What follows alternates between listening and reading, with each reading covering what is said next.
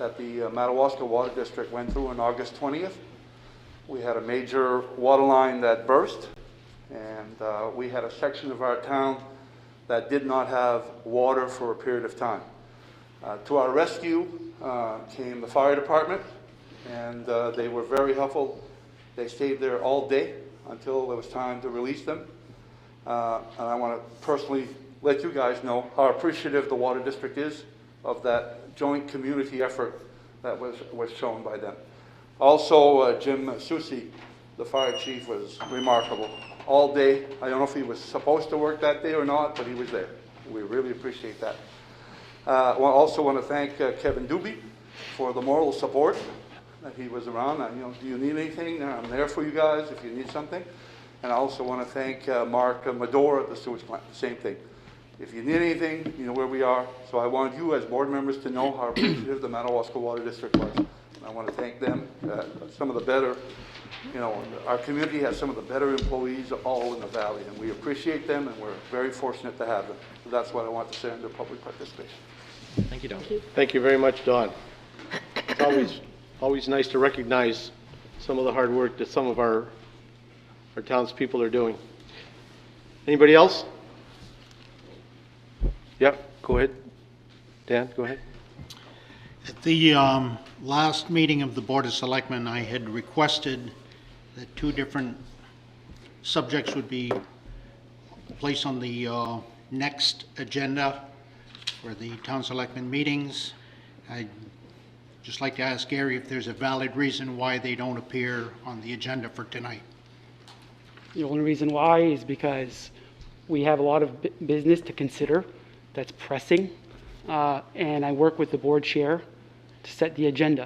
So I put together the articles, and I asked the board chair and the vice chair, we go over this to make sure that these articles are good for the agenda and what particular order. So I don't personally set the agenda alone. I bring about the business that I know is before us. We have 17 articles of business, and all are important. We have much more to talk about. There's no other reason than that. Will these 2 issues be brought up? Will they be placed on the agenda for the next Board of Selectmen meeting? So can you please remind me of what the matters are that you want on the agenda? Because it's the board chairman that works on the agenda. I had specifically asked you to write them down so that they wouldn't be forgotten. And I'm just wondering if they are going to appear on an agenda at some point in time. I will work with the board. Well, now that we're recording it, I mean, as far as an open meeting. I mean, if the article is one for discussion for a time clock, then that's one that will come up in discussions with the chair and the vice chair. And then the other one was for the discussion on hiring employees, if that was what you're talking about. The second one was, I'm of the opinion that the Board of Selectmen should have some input and recommendations when it comes to the hiring or firing of any town employee.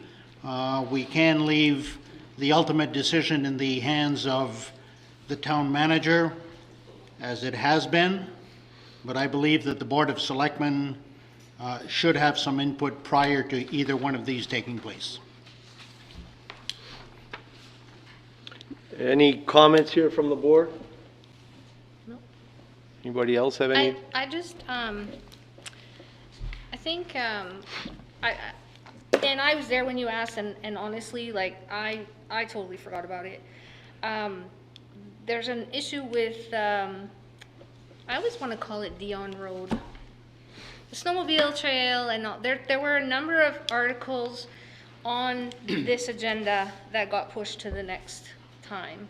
So, I guess, I mean, I'm not, well, I guess I am kind of jumping to Gary's defense, because I think part of the issue which we also discussed is for a little bit till we get caught up, we want to have meetings more often. So maybe when we set our next meeting, we could keep that in mind and not go till next month and put on the agenda you wanna get that, Doug, please? Answer it. Maybe we could Sorry. have the agenda items that we've been trailing behind that we need to catch up and do it like as early as next week or something. I don't know, Doug, if you think that's, Well, I mean, you it's know, certainly hard to cram everything into one night. you know, when it comes to time clocks, I mean, I'm not sure that we're really facing a problem there where we have issues. I mean, I understand that it's a great way of controlling who's in and out and at what time, but unless I'm hearing some real problems, I'm not sure that I'm ready to agree with going with the time clock. Hiring and firing people, well, I mean, you know, I don't know how you feel that you want to be involved in that scenario, but I believe that the selectmen should get to review any and all applicants for a job that's going to be for the town. At times, there are personality conflicts that could interfere with certain candidates for certain jobs, and that I'm afraid that we bypass candidates for certain jobs that would be perhaps more qualified. And I think that I think it's the board's responsibility to review these with the town manager, and I believe that the board should have some input. And when it comes to firing as well, if there are personality conflicts ever, which does happen in the real world, I think that the Board of Selectmen should be briefed on what's taking place, and that they should have their input, and that they should have their recommendations to the town manager. Coming back to the time clock, and the latest discharge of an employee, a time clock in Listen, the town office. I'm gonna stop you there. Hold on here. This is getting out of This is hand. executive session conversation, number one. Not a And time number clock. two, this is public participation.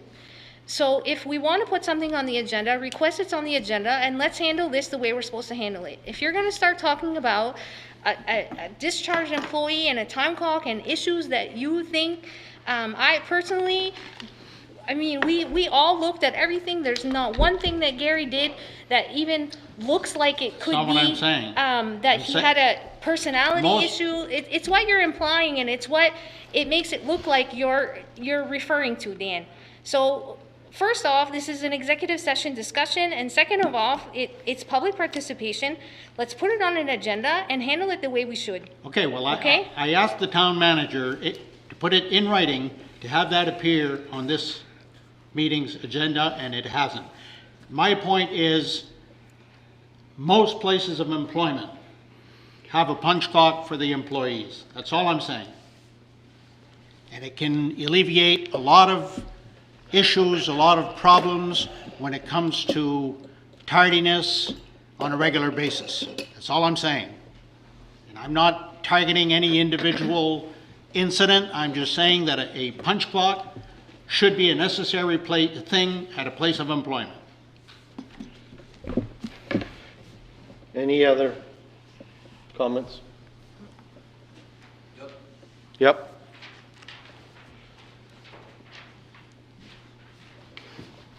I've got a couple concerns in town with sidewalks, or should I say crosswalks. All right, before you get into that, as far as the discussions that we were having there, I mean, are we all done with that? We're all set with that? Okay. Okay, Gary, go ahead. Okay, number one, the crosswalk that they put in front of Shop and Save, they put that in no man's land.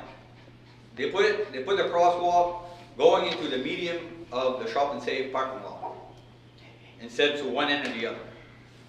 So I live right across the street, and I see several people a day go to Shop and Save, and they never walk to that crosswalk. They walk to the corner of the Bullies driveway, and they walk to where the recycling center is. And years ago, the crosswalk was there. And now, for some reason, it's been moved. and nobody's using it. And I will not go down the street to use a crosswalk to come back to my house. And I'm not only talking for myself, I'm talking for the people that live on 25th Avenue, that live in the apartments, that come down to go shopping on foot every day. Number one. Number two, there should be a crosswalk in front of D&M Plaza, which is Napa, Subway, and Ezzy Insurance. Because there's several people that take the sidewalk from the Taste of Freeze down the road, come to in front of my place of employment or my place of business, and they cut across the street there, and that's a blind street. Mr. Don knows that now. That's a blind area for people. When they cross the street there, they're liable to get hit. And then there's a third crosswalk. I'm trying to think where it is.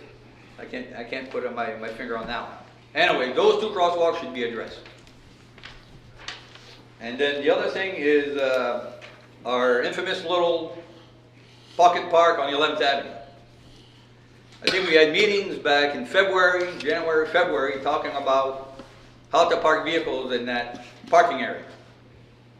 Well, today I passed by and I see arrows going into that park, and the arrow says on the upper end of the 11th Avenue and out by your building. Mm-hmm. Well, if we follow those arrows, the parking spaces that is put in the middle there, nobody can park there because they're opposite of what they're supposed to be. Either they shouldn't have, and first of all, they shouldn't have been put any there, because I myself 3 or 4 times tried to park my vehicle in any of those parking slots except for the one at the end, that I can't go in there straight and park into that parking area. So that's a concern I have for safety reasons on that park. I've noticed those lines. Number two is there was supposed to be ample lighting put into that park so that the parking area would be well lit. There's a light on the street, and there's your little string lights, but there's no lights whatsoever in that parking lot. And in the far corner, it's dark and black and ready for people to do whatever they want to do in that corner. So that should be addressed. I think that's all I have for this. Thank you. Very good. Gary, I mean, the question of the lighting in the back of that pocket park. So the lighting is not something that was in the bid contract. It's something that we'll have to decide as a board to put in and fund to put in that street light. So it's not that we decided we weren't going to do it. It's just that it wasn't something that was in the contract to be done. Okay. You know, the lines as Gary is indicating right now as far as the parking, if you do follow the arrows in and out of that parking area, the center parking lines there are in the wrong direction. I don't know if you took a look at that or if you've ever noticed it, but anyway, if you take a look at it, I think we could address that at some point. But anyway, I mean, they're kind of directed so that you would have to come in from the other side, the other entrance, which is the exit, to be able to park in those parking spots.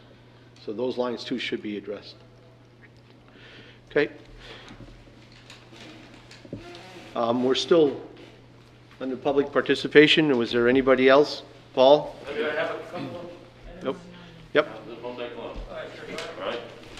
Okay, the only thing I have is just when I come to the gym, I notice there's a few cracks a little bit on the front, right in front of where it says community center there.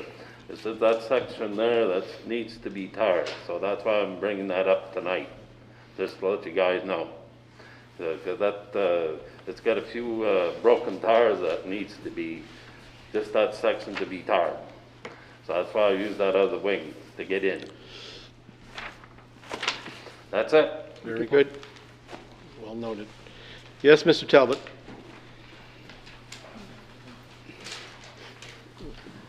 I'd like to ask the chairman of the board a few questions concerning ATV things. I'd like to get a feeling of how you feel about this. Why do you think Governor Mills never requested due legal process from the town of Madawaska to post ATV signs? She never applied. You've heard of the of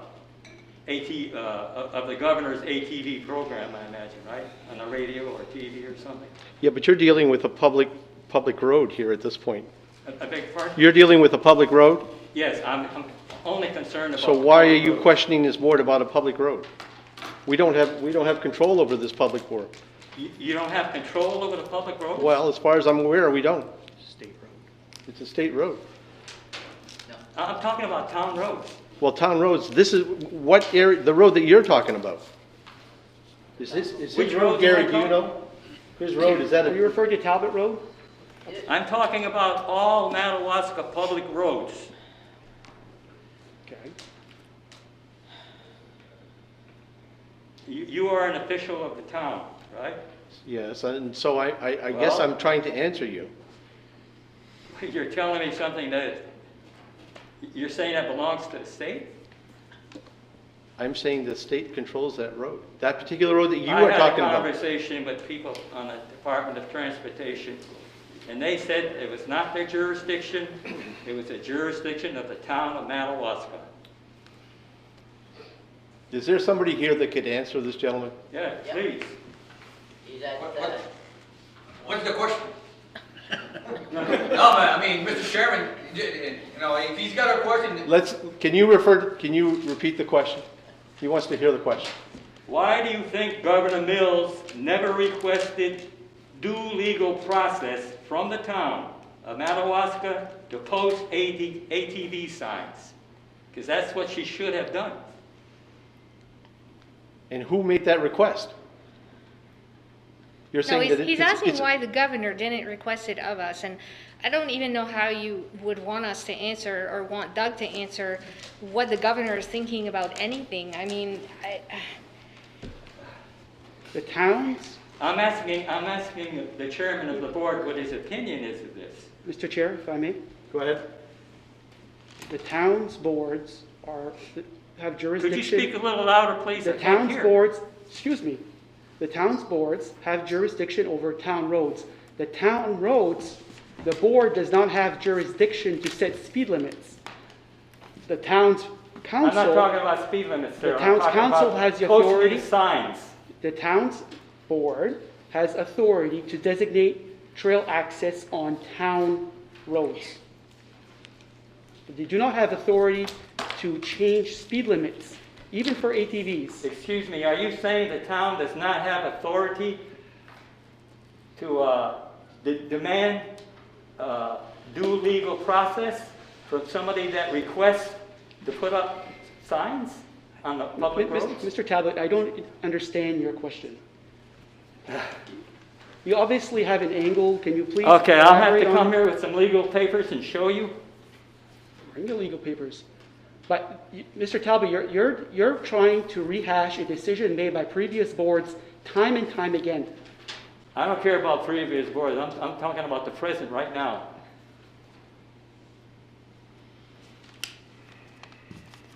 People are going by my house with unregistered motor vehicles.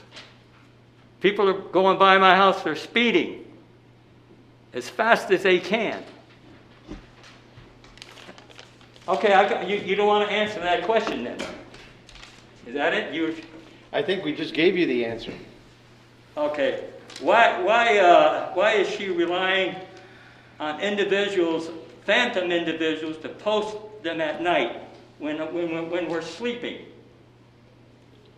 You're asking me to answer for Okay, you Governor can't- you- Mills, okay, you and I don't- don't understand you know why nothing you're about even that. putting that question to us. I'd like to make you aware that this is happening here. Okay.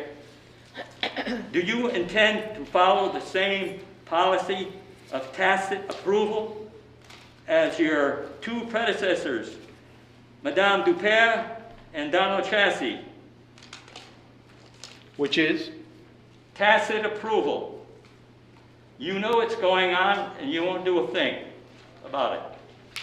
You know it's wrong to post signs on public roads, on Madawaska public roads, without whatever, Mr. Talbot, Is that- the town did not post signs on those roads. I know the town is not posting signs Well, on you the just road. said- I'm not talking about the town posting signs. I'm talking about requesting to post the signs.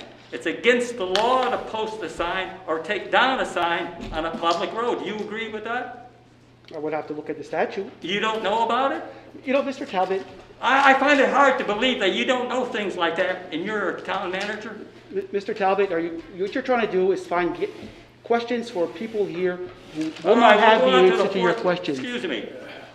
Mr. Chair, I request. Who do you think Yep. this, what's Mr. this? Talbot, you know, really, Yeah, we all I'm have almost about 2 done minutes now. to deal with these issues, and at this point, you've taken 10 minutes.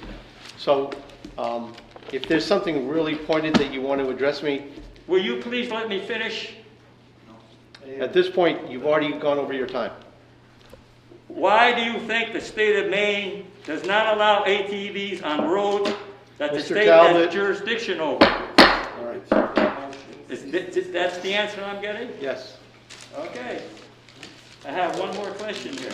Mr. Talbot, your time You is up. believe the people of Madawaska should have the right to vote on this issue? Mr. Talbot. Thank you. That's all.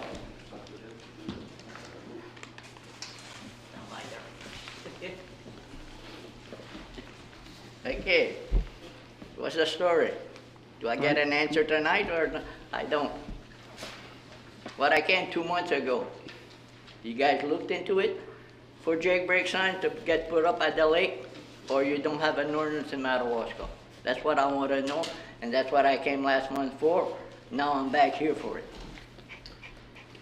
We do not have a Jake brake ordinance townwide. Okay, when you gonna make one?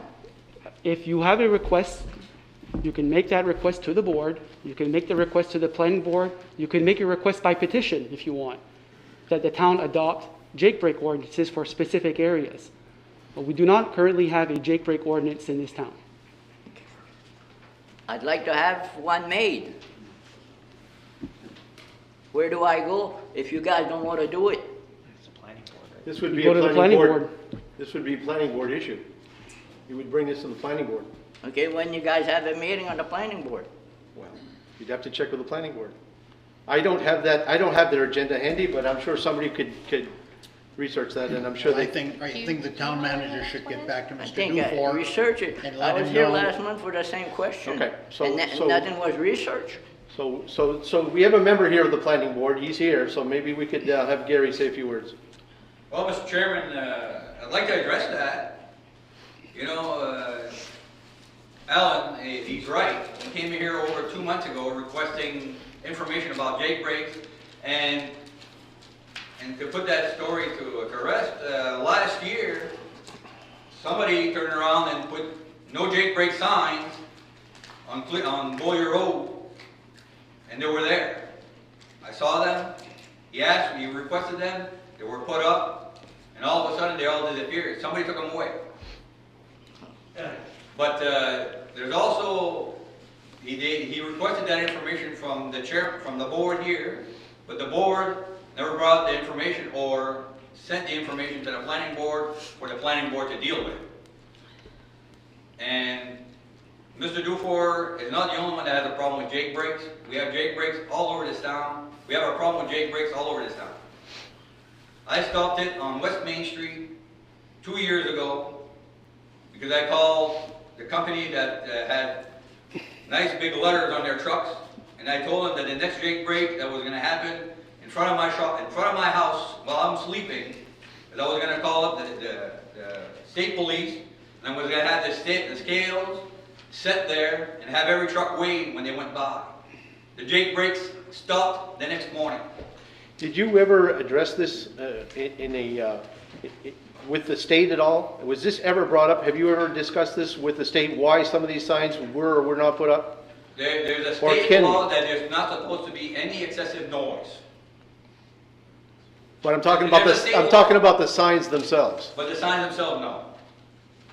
I didn't ask.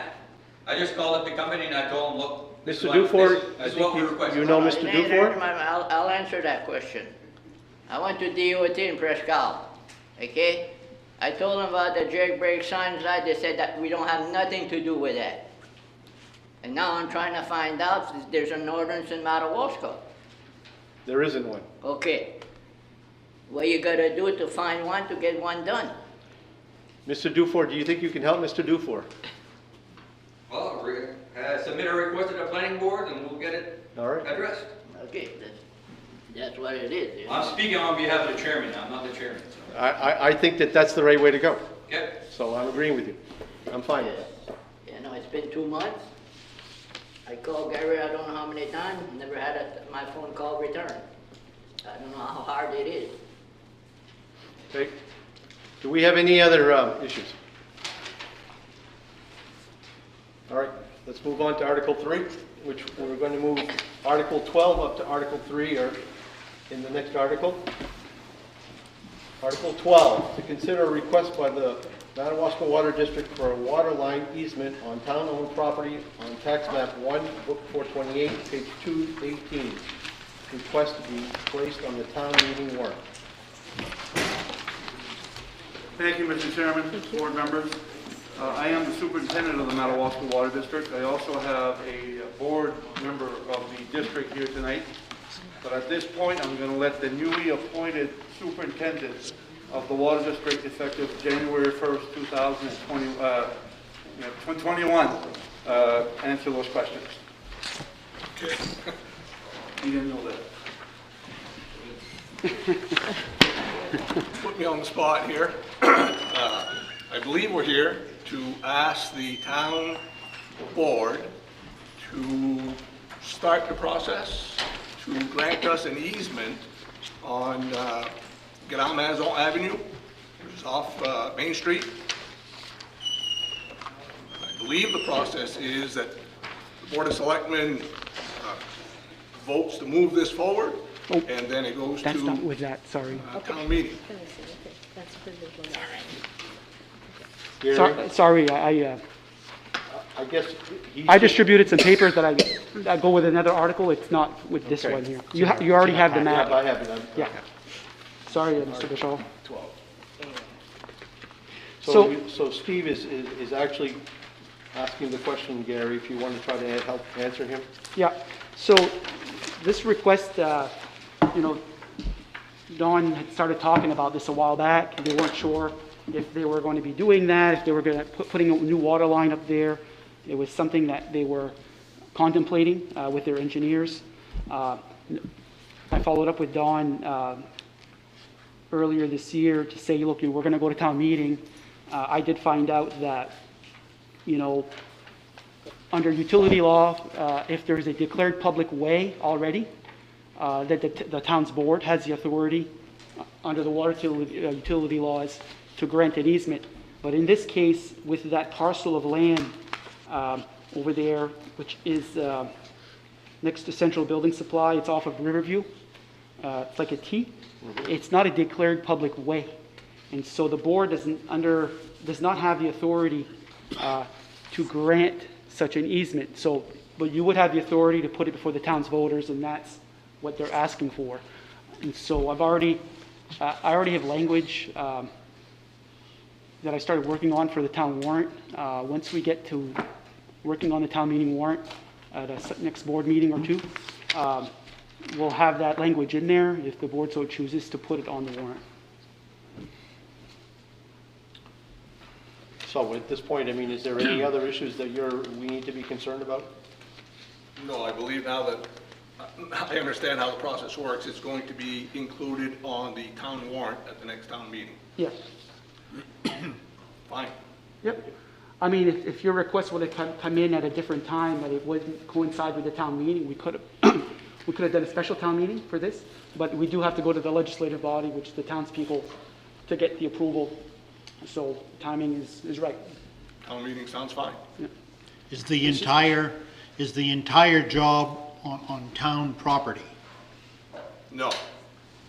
The only, the part of the job that would be on town property on that non-declared town road, or however you reference to it, is to bring the pipe from Main Street up to Riverview Street, crossaways on Riverview Street and then onto a piece of property that the Water District owns that we bought from Mr. Louis Desjardins. What I'm getting at, you're not going across any privately owned properties? Landowner properties, house No. properties? No, It's all streets and, okay. correct. Good. Thank you. I assume that we need a motion here to bring this to warrant for the. Yeah, I mean, town meeting? I would Or do- say that or- you're going to need maybe a motion to request that we put it on the warrant, on the draft warrant for review at our next, probably our next board meeting, or, So could I have a motion to include? the I make a request? motion to include this request for the town meeting. Do I have a second? Second. All in favor? Opposed? Motion carried. Thank you very much. Thank you. Thank you, guys.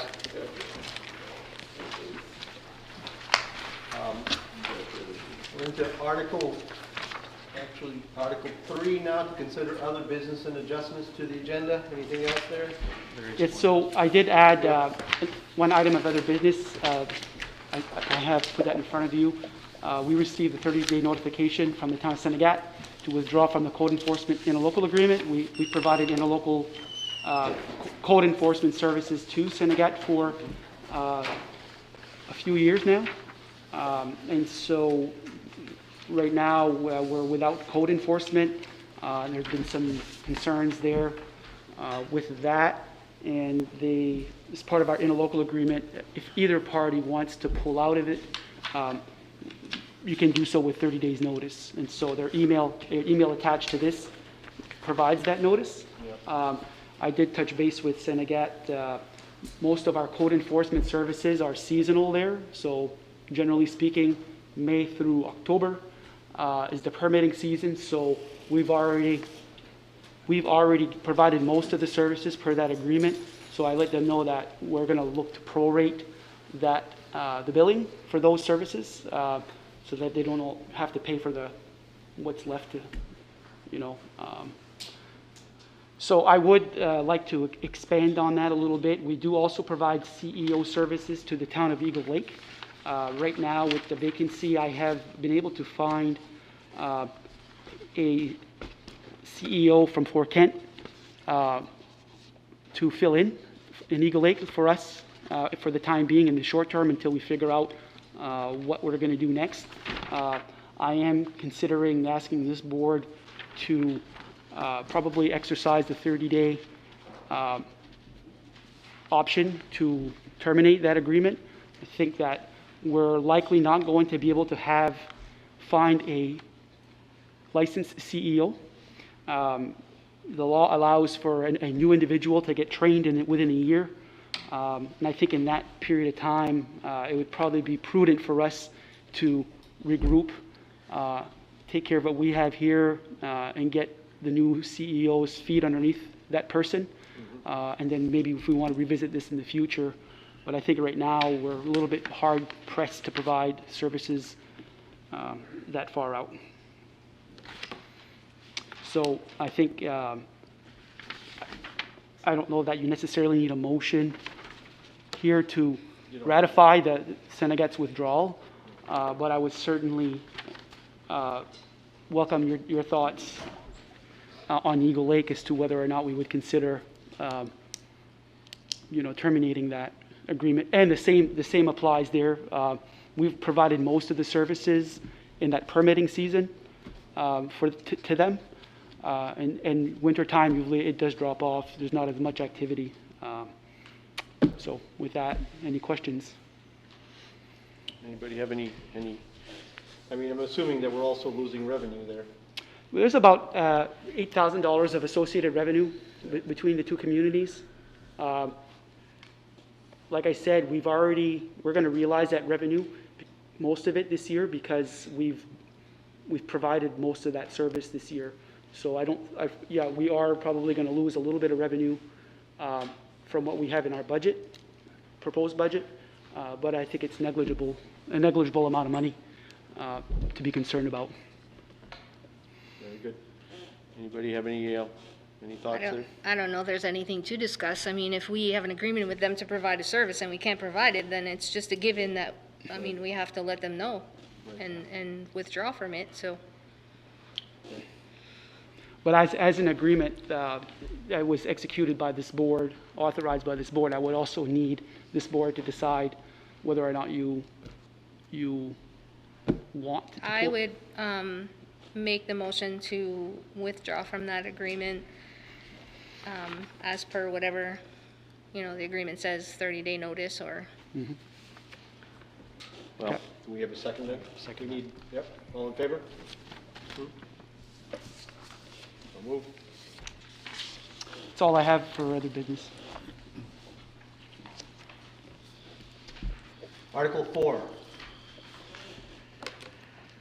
Consider Board of Selectmen meeting minutes of July 28, August 4, August 17, August 27, and the joint meeting minutes of the Board of Finance Committee of August 11, August 12, August 19, and September 2.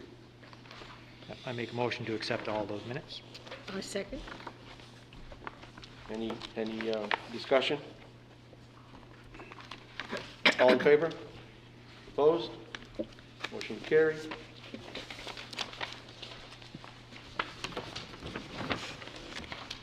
Article 5. Consider the treasurer's warrants. I have a motion. I make a motion to accept the treasurer's warrants. And a second. I'll second. Any discussion? No discussion? All in favor? Opposed? I would remind you before you leave the meeting tonight, Carol's got a box full for you guys to sign off. Some of you have already signed most of them, and we're just missing a few signatures on others. Article 6. To consider a request by Samantha Thomas, Girl Scout Troop 161 member, to install a Silver Award food cupboard on town property. Hi, Sam. Don't be nervous. We're all this is good business for this board, and we welcome you, and we want you to be comfortable in making your request. Good evening. My name is Samantha. Good evening. My name is Samantha Thomas, and I am a third-year cadet Girl Scout with the Madawaska Girl Scout Troop 161. I'm working on my Silver Award project, which is the highest award a Girl Scout can achieve. My project is Feed the Need Little Food Pantry. I spent time learning what our community needed and was approved by the Girl Scouts of Maine to build a food pantry. My pantry will have non-perishable items for pets, baby items, and hygiene products. From November 1st to May 1st, I will only put dry goods that will not freeze. The other months, I will add all items because I will not have to worry about things freezing. The hope is that if someone has an item at home they are not going to use, they will drop it off at the pantry box for someone else to use. Part of my project is to keep this pantry going until I leave for college and have another person take it over. I would like to ask permission from the town select people to place my little food pantry box on town property. I was thinking outside the town office because it gives privacy to those that are going to use the pantry, and the yard is cleaned and available year-round. Another option I thought was the new pocket park on 11th Ave, but I'm worried the park will not be cleared with snow during the winter months. I asked the town select people for your input on where you think I should put the pantry if approved tonight. Thank you for your help. Well done. You have to stay in case we have a question. You're not free to go yet. So, working with, Lori has worked closely with the girls, with Samantha and her mom, on this. We wanted to put something together, for like an agreement that gives them access to a location, in town. You can see in the draft, and, you know, you guys have a copy of this agreement. We've been sharing drafts and going back and forth. And it just kind of outlines, what they're trying to accomplish and what the intent of the food drop-off box is. I didn't really choose a location. You can see that I've left that blank there.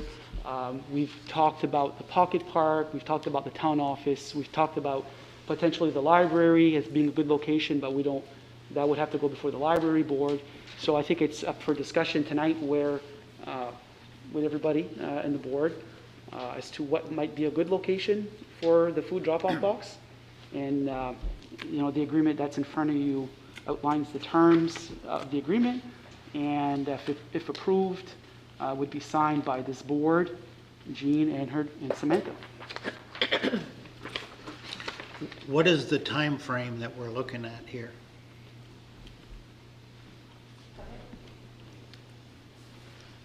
He wants to know when you want to start this, Sam. It's being built now, right? Yeah. You're hopeful for town property? And if you can't get town property, you're gonna go ask someone privately. The time frame word caught her. I mean, when would you like to see the box installed? And maybe you plan on having it all available all year long? I think you mentioned something that you're going to have different products at different times of the year, depending on the weather, the cold and the heat. And so can you just kind of expand on that a little bit?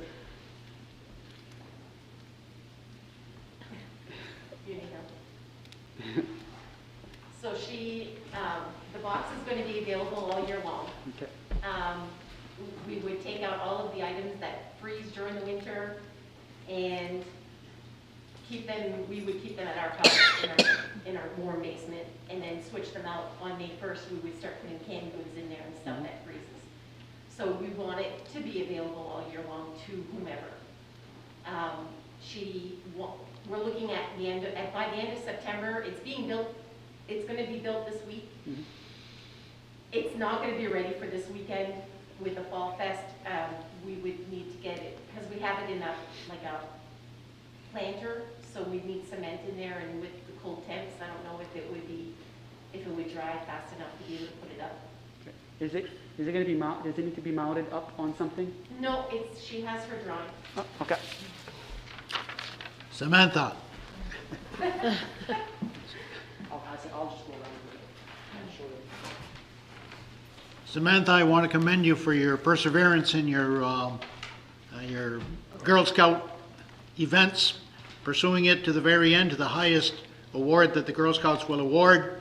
I'm sure that when you joined the Girl Scouts, you probably had a lot of friends that joined with you that are no longer there. I like to see people that are tenacious and vigorous and see things to the end. Congratulations. So I guess one of the spots mentioned was the town office, and I'd like to ask Gary, what do you think about space there? Is that something viable for that size of? I think that if there would be a place in the town office, it probably would be better in the back corner, towards the extended part around the building where there's parking, maybe in the corner back there. In the front, I think, with winter and snow removal, could pose a challenge in the front of the building. It does kind of lean up there a little bit. In the front of the office, there's not a lot of space there. Perhaps, in the back corner of the parking lot, Public Works directors here, they know better as to there's challenges for snow removal, and I don't know if there's a spot that we can tuck that in where it wouldn't be in the way for Public Works. We went before coming here, and in between the address 328 St. Thomas and your council chambers doors, could we maybe put it there? It's flat, there's cement there, and it's under the eaves, so it would maybe you know, we're building it with pressure treated, so it's not gonna be an issue, but it might be a little bit easier because the plows can go up to it and then back blade. I don't know how you guys plow. I'm not even telling you how to plow. I would recommend myself to my board to put it on the library portico if you want that. Because we wall that in the winter and no snow gets in there. Right. They would have to, I don't make that decision, I have my own board and they Right. would decide that, but I would definitely recommend and okay, if you want to go live there and see if Right. it's a viable spot. I think that we can figure out a good spot for it. I don't know if we can talk about it all night here. I think pros and cons of different locations, but I think as a whole, if you guys are comfortable with us working with them and maybe working with the library, if it works out with them, just to go ahead and say, yeah, we like this and we authorize it, we'll figure out exactly where we need to put it. Yeah, That works best for everybody. I think so. I'm sure that this board is very willing to work with you, and I don't think we need a motion to act on this at this point. We're going to discuss where we're going to actually put.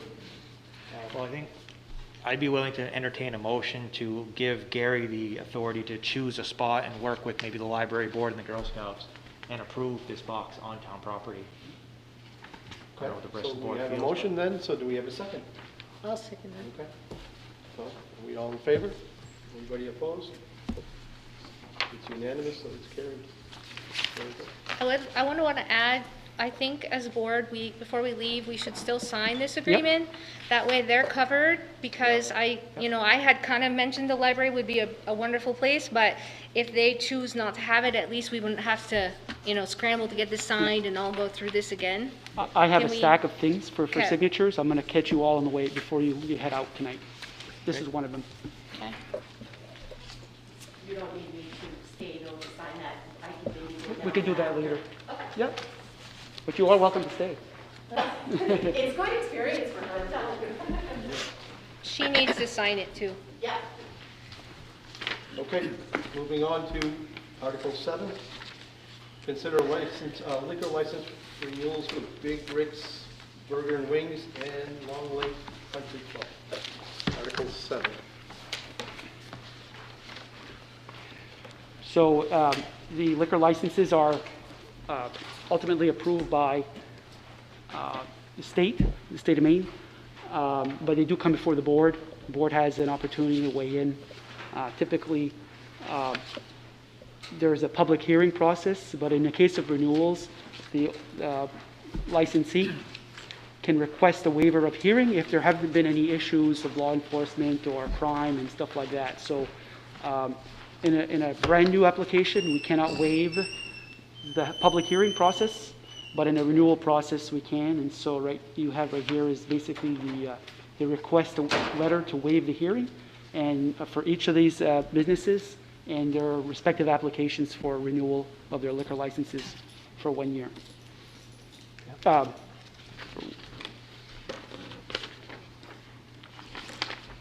make sure I get that right. Yeah, these must be for 1 year. Yeah, Yeah. yeah. Okay, do we have a motion? Yeah, I'd make a motion to accept the applications for both locations. I'll second. All in favor? Opposed? Unanimous? Motion is carried. Article 8. Okay, Mr. Chair,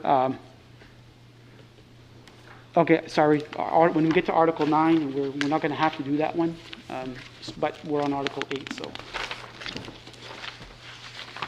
So you have in front of you, we have 3 people interested in being on the Board of Appeals. We have a new member, Daniel Fortin, who's interested, a new person who's interested.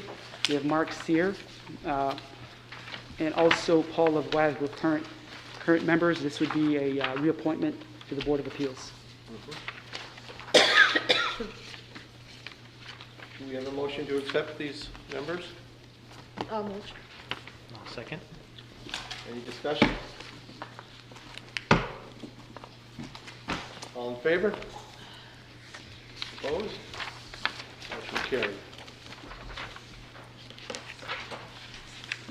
Article 9, consider catering permit for Big Rick's Burger and Wings. Okay, so update on this, we found out that this event is going to be postponed, so there's no action needed. They're not looking to have this catering permit approved right now. Okay, so we can table that one? Yep. Okay. This is Article 9.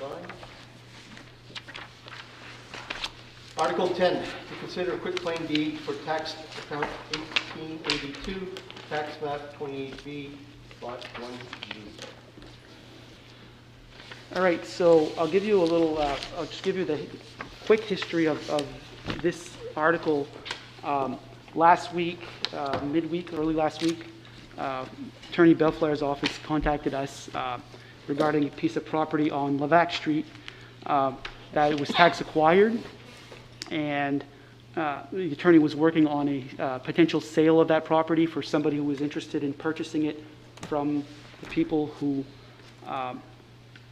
lost it to taxes. And so the people who have it now, well, it is town property right now, but under the matured tax lien are the children of Mr. Levac, who is deceased now, and that had to work its way through the process.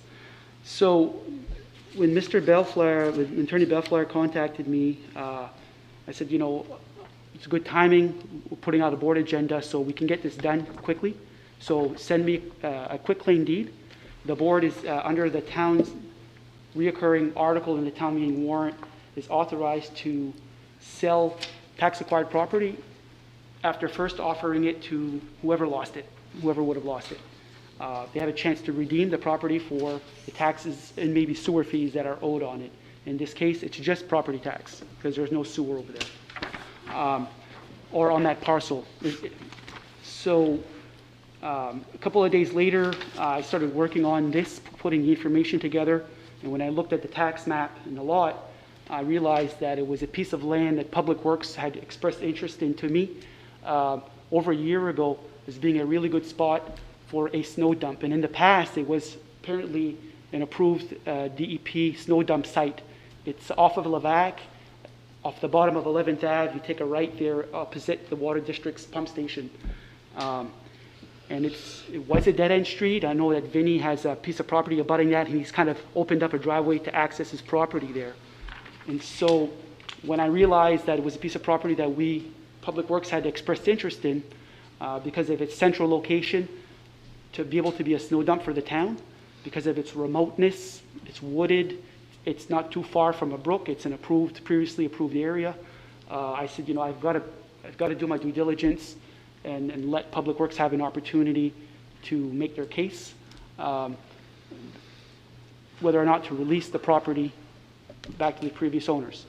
And so Mr. Belflair's quitclaim deed was not ready to be part of your agenda pack last Friday. It came in yesterday afternoon.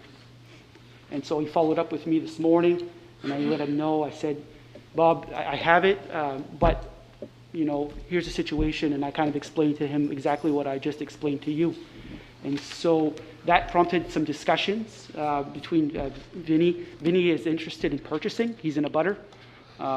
He would be purchasing from the people who we would release the property back to. Unless, you know, they didn't redeem and we put it out to bids, if the board so decided to do, then he would have the opportunity to bid on it.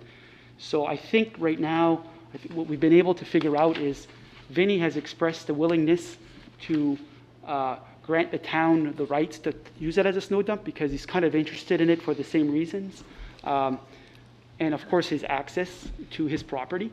I've asked the attorney, and I think we'll be able to get some language inserted into the quitclaim deed that would accept and reserve the rights to be able to, you know, continue to dump snow there or to dump snow there moving forward. And that would give the town access. The board would have the authority to do that.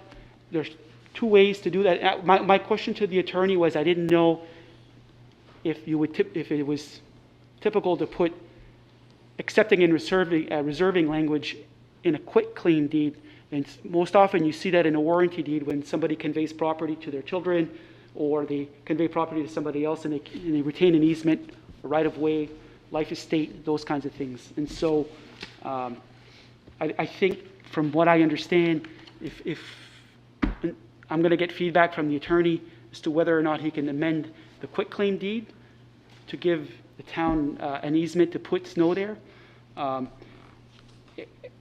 Vinny has expressed that he would be willing to work with us either through granting an easement or some form of an agreement for a period of time that would do the same. So it's provided a map to you, a Google Earth map, and I put a little arrow on it that says sign here. That's the location. I wanted you to see the proximity of the property. It's at the end of that street, and you don't see on this imagery Vinny's property is there, but it's cut now. It's open, but you don't see that. I think this is 2013 imagery. But it's basically off the, if you're going on Levac, it's on the downhill side towards town. And there's a very steep ravine there. There's a good enough spot for trucks to back up, dump snow, and then when the payloader comes by, they could easily just push snow down the ravine. It's off a main artery, which is 11th Ave, which is fantastic. And it's also off just down the hill from Dion Drive, which cuts across or intersects our avenues, 19th, moving on down. So it would serve us really well. Hauling snow is a very, during our winter cleanup, is a very expensive operation. We don't have a lot of places in town we don't have any places in town that are ours right now. We get permission to put snow at the school parking lot before you get to the multi. That's always a challenge. It's always a last case kind of scenario. We put some in the Kmart parking lot. We're not going to be able to do that much longer. We have permission from Giselle Dion over on Highland, in the area of Highland. Other places where we've put some in the past before are behind the church off of Fox and 16th Ave.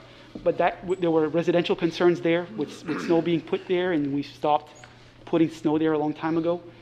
So the lion's share of our snow has to be trucked to Public Works and the sewer department. Behind there, we don't have a lot of space there. In the past, we've used the property owned by Joel Hebert, the Morin's Cabinets property. They really don't care that we continue to do that. We've added on some treatment capacity at the pollution control facility that's taken up some of that available land. And in the big winter of 2 years ago, we had snow. We ran out of room over there, and we were putting snow. We had to hire pelletiers to come, Ed Pelletier Construction, to come in and two-stage create a plateau on top of it so we could do a second level for our snow dump. Now, that was not a normal year for snow, I hope. I just wanted you to have a picture as to how valuable this location would be, because it would save us money. One of the bigger issues that we've seen in the past couple of years is that there's not a lot of contractors interested in providing trucks to haul snow. We have some of our own trucks.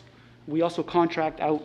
The contractors there's not as many that are interested.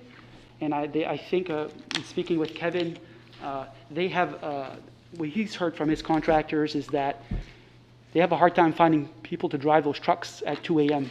in the morning. And so, not only is it's expensive to haul the snow down that far, when you don't have the trucks to keep your payloader going, it's costing a lot of money per hour.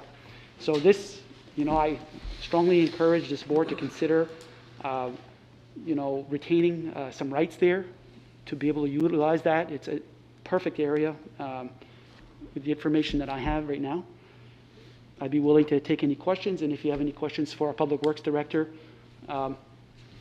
I would encourage you to ask him as well. Go ahead, Gary.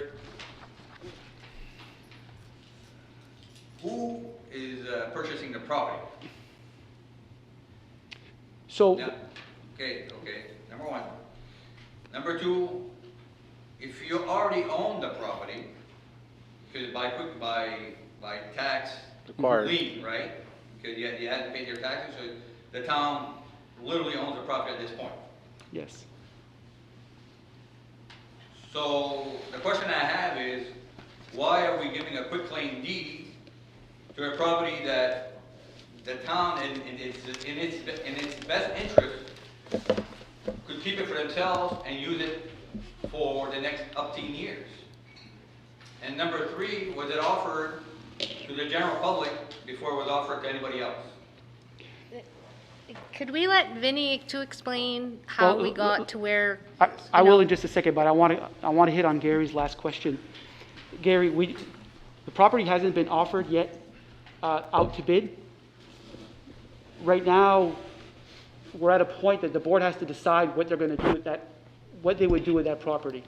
And if they were going to dispose of it, they first have to offer it back to the people who lost it. That's how the town meeting article reads. Shall the voters of Madawaska, I don't remember the exact words, authorize the Board of Selectmen to dispose of tax-acquired property after first offering it back to the prior owner. So if they were to decide to sell it, they would have to first offer it back to whoever lost it, as long as they pay all of their taxes. Correct. Okay? So Vinny has already been working to buy that piece of land, but it was all tied up because the monsieur passed away. And so right now, the way this would work, if I understand it, if the board says, you know, we would be okay with the easement, Vinny is going to work with the people who lost it. They're going to redeem the property themselves. Okay? They're going to pay the taxes. The town's going to sign a quitclaim deed back to them, So and he could buy it. So you're answering my question. The Yes. question is, my question was, who is the quitclaim deed going to? So it's going back to the original owner.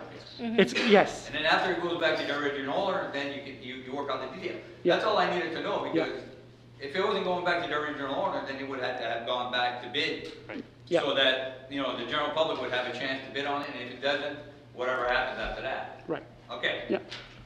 Right, that's all we want to decide, and then No, but- we're gonna hopefully put an easement into the deed first, and Vinny's agreed to that, and it'll Correct, but work the for quitclaim everybody. deed- Yeah, but the explanation wasn't done that it was going back to the original owner. That, I didn't understand that part. Yeah, it's okay. Now, I didn't explain that Now, if it's going back to well. the original owner, then the original owner can dispose of the property. Yes. And I feel comfortable with that, just I didn't want this piece of property to be offered to anybody before it was offered to the general public. No. Thank you. Yep, go ahead, Vinny. Thank you, Mr. Chair. This piece of property we've been working on, I talked to Kevin about 2 years ago on it, and he said, Vinny, while Mr. Nile was still alive, he goes, why didn't you purchase it? Because I knew that it was feasible for a snow dump. As you know, in the middle of town, I don't have much place to put my snow, so I end up by hauling it all over. So to me, in my mind, it was a feasible piece of property to do the snow dump. So I was working with Nile, and the gentleman passed away. So we had a price set, we're gonna do the closing the next month. I knew he was back on taxes, because he says I still owe a year and I'm not current. When he died, with the will and the deed and everything else, it took almost 2 years, and they posted the property for sale. That's why when I was working, we've been working on it for about 3 months with Bob Bethler, we came to a price and everything else. I told him to do a search, his due diligence, to find out what was owed on back taxes. So when he did that, he seen the liens. And the last one was matured, what is it, only 20 April. days? The lien that foreclosed was in April, April. for 3 years. So with this COVID and everything going on, and Bob Bethler was on vacation for a while, we finally got to it and said, look, I made them they accepted an offer, I got a sale, a tentative agreement. I understand how the procedures of town, it goes given back to the people that owned it, but technically, the family didn't know about the back taxes until it came to light here. So, I understand that the town would like to use the property for snow dump. I get no problem with that. That's what I want to use it for. I don't mind doing an easement.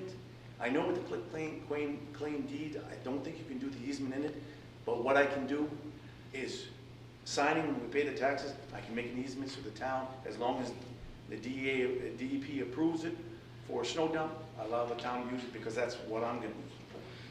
So I'm just buying that piece of property to butt mine, give me a bigger driveway going in, and using it for a snow dump.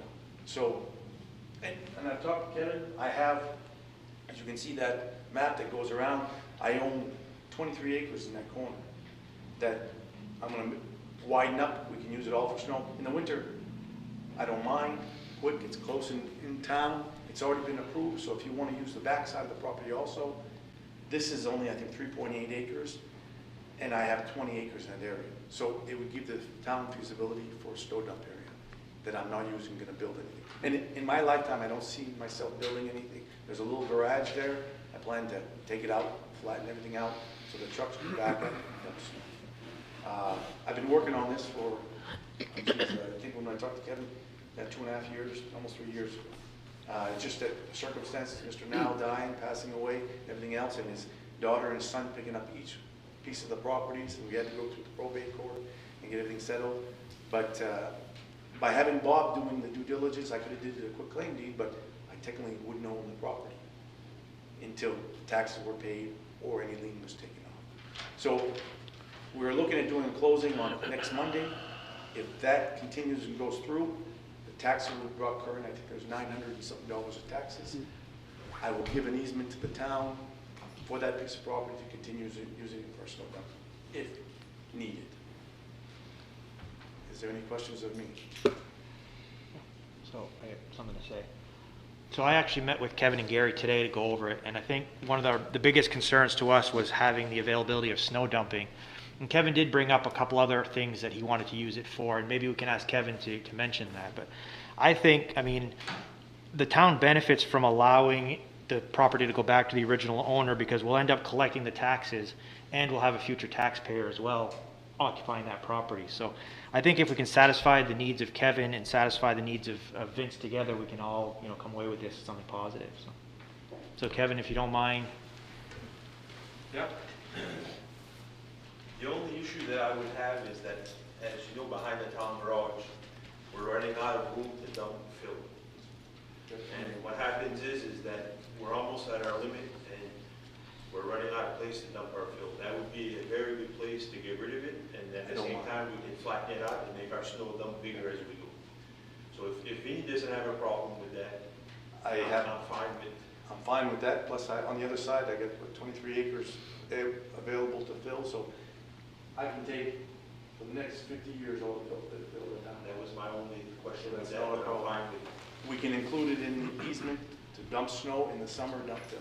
I don't know. I don't see any real roadblocks here. I mean, with easements, as we're discussing, the town's protected, and Vinny can go about his business too. I think that's a win-win deal for everybody. Anybody else? Thank you, Mr. Chair. You're welcome. So what I would probably ask is, of this board, is if you could authorize a quick claim deed based upon this understanding, it would be done. And then once that deed is ready to be signed, and once the account has been made whole, paid off, all you would have to do is come back in and sign the deed at your, during the week or during the daytime. But at least the board action would be done for you to do that. Okay. So I make a motion to authorize the quitclaim deed as so mentioned in the article. I'll second. You have a second? Any other discussion? All in favor? Opposed? Motion carries. Article 11. To consider Public Works Department request to transfer funds from the Capital Purchases Reserve account to repair the furnace systems at the Public Works facility.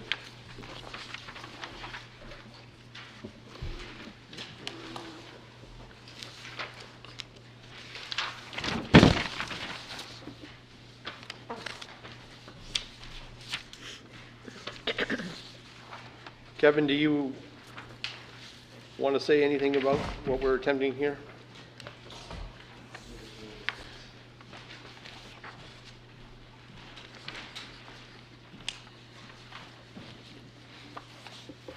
I just want to say that for the past couple of years, we've been fighting with the furnaces on and off to try to get them to run efficiently. Last year, we did some work with some of them at the town garage by Central Building, and we did make a little bit of improvements on it, but what happens is that there's no heat on the school department side because our reclaimer, the heat reclaimer, the whole thing collapsed, it's all rotted out, then it's time. So we've gotten price quotes from 3 different places to not to replace the furnace, but just to add on another section and, you know, to relocate some of the zones to make it more efficient and add a hybrid hot water tank so we can shut off the oil furnace because we're burning about 3/4 of a tank of oil in the summer to wash our hands. And it gets quite costly when we can do it for pennies on the dollar with electricity. Yeah. And then last fall, we had the furnace at the lake inspected, there was cracks in it. Well, this summer sometime, the whole thing collapsed. So that's pretty much short. So I got 2 prices on that. And what happens is I'd like to get this going sooner than later because all the furnace guys are starting to get busy for the year. So I've got 2 quotes on that. A couple years ago, we had put away, I think it was around $14,000 for an upgrade at the town garage. But I've gotten prices and, you know, we've talked to some of the contractors and I think that I would be able to fix both of the substation and the public works for around that type of money. And I'm asking tonight that the board releases the money from the reserve so we can go ahead and repair the furnaces to have heat. So the last one that you got was from HB Pro. We didn't have that one until today, that's why we included in your agenda, but Kevin pressed on that proposal. And then we do have funds available in that reserve, that capital reserve account to make those repairs. So this quote that we just received is for the town garage? No, the one at the that lake. you just received is at the lake, yes. Right. There was one for 55.70.10 and the other one was for 65.38.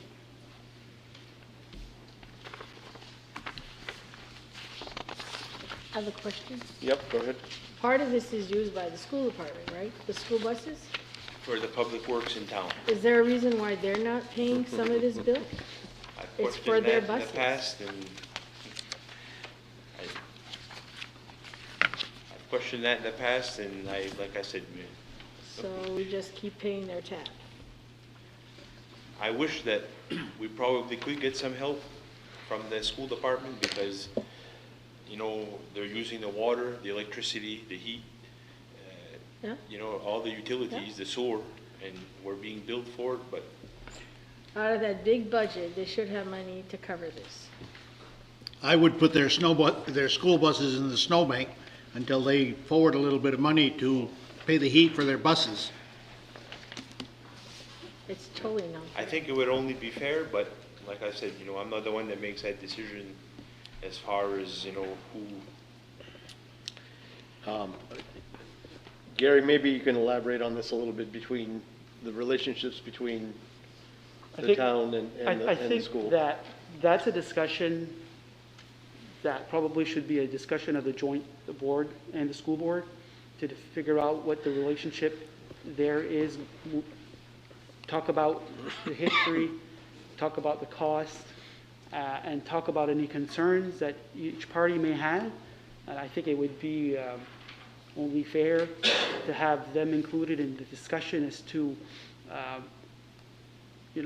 if it is desired as board for them to participate more financially, then they ought to have an opportunity to discuss that when you be ready so that they can put that money into their budget line item somewhere. And so right now, I think Kevin's concern is that what's going on the bus side is placing so much demand for heat on the boiler that it's tripping it out all the time.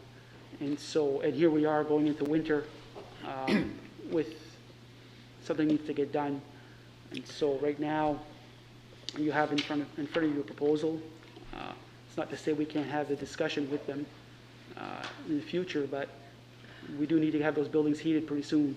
Yeah. And I'm not sure how fast we can move a discussion along with the school board on this. There's not much discussion to be had on this as far as I'm concerned. This is very simple, that they pay proportionately for the amount of bays that they're using in that particular building, and the cost of the heat should be divided proportionately between the town and the school. Kevin, we do use that other side too, right? We do have a bay. There's a wall that separates between the first bay and the second bay. The first door and the second door. They have the two last doors on that side, and we have 3 doors. They have 2 doors. They have the 2 last to the far right if you're facing the building. But the wall that separates the two is from the first 2 doors in the middle. Yes, but the other door besides that, the other 2 doors besides that, still belongs to us. Okay. Yeah. I think if the funds are available in that capital reserve account, I think we should, at least attack this tonight to get him the funds he needs, with the stipulation that we're going to go discuss with the school to get that, get a portion of that back, or maybe work out a deal of rental for those bays. But I definitely think we should work on this tonight to make sure he can get acting on those furnaces. So, any other discussion? Well, I tend to agree. I mean, I agree with both of them. I think that at this point, I don't want to put Kevin in the middle of anything. Let's just give him the money he needs to fix when he needs to fix. I think that we've all been in agreement. I don't want to pit the town against the school and start this whole big drama, but we have to have a sit down with them, and I think a couple of board members have already want to start that process. So the next budget, we're coming to that very quickly, and it'll be the same board, so we have an opportunity to address these issues, I think, going forward for the next budget, and I really feel like we have to make sure that that happens. But for tonight, I agree that let's just let Kevin get this done, and because they don't have this in their budget right now.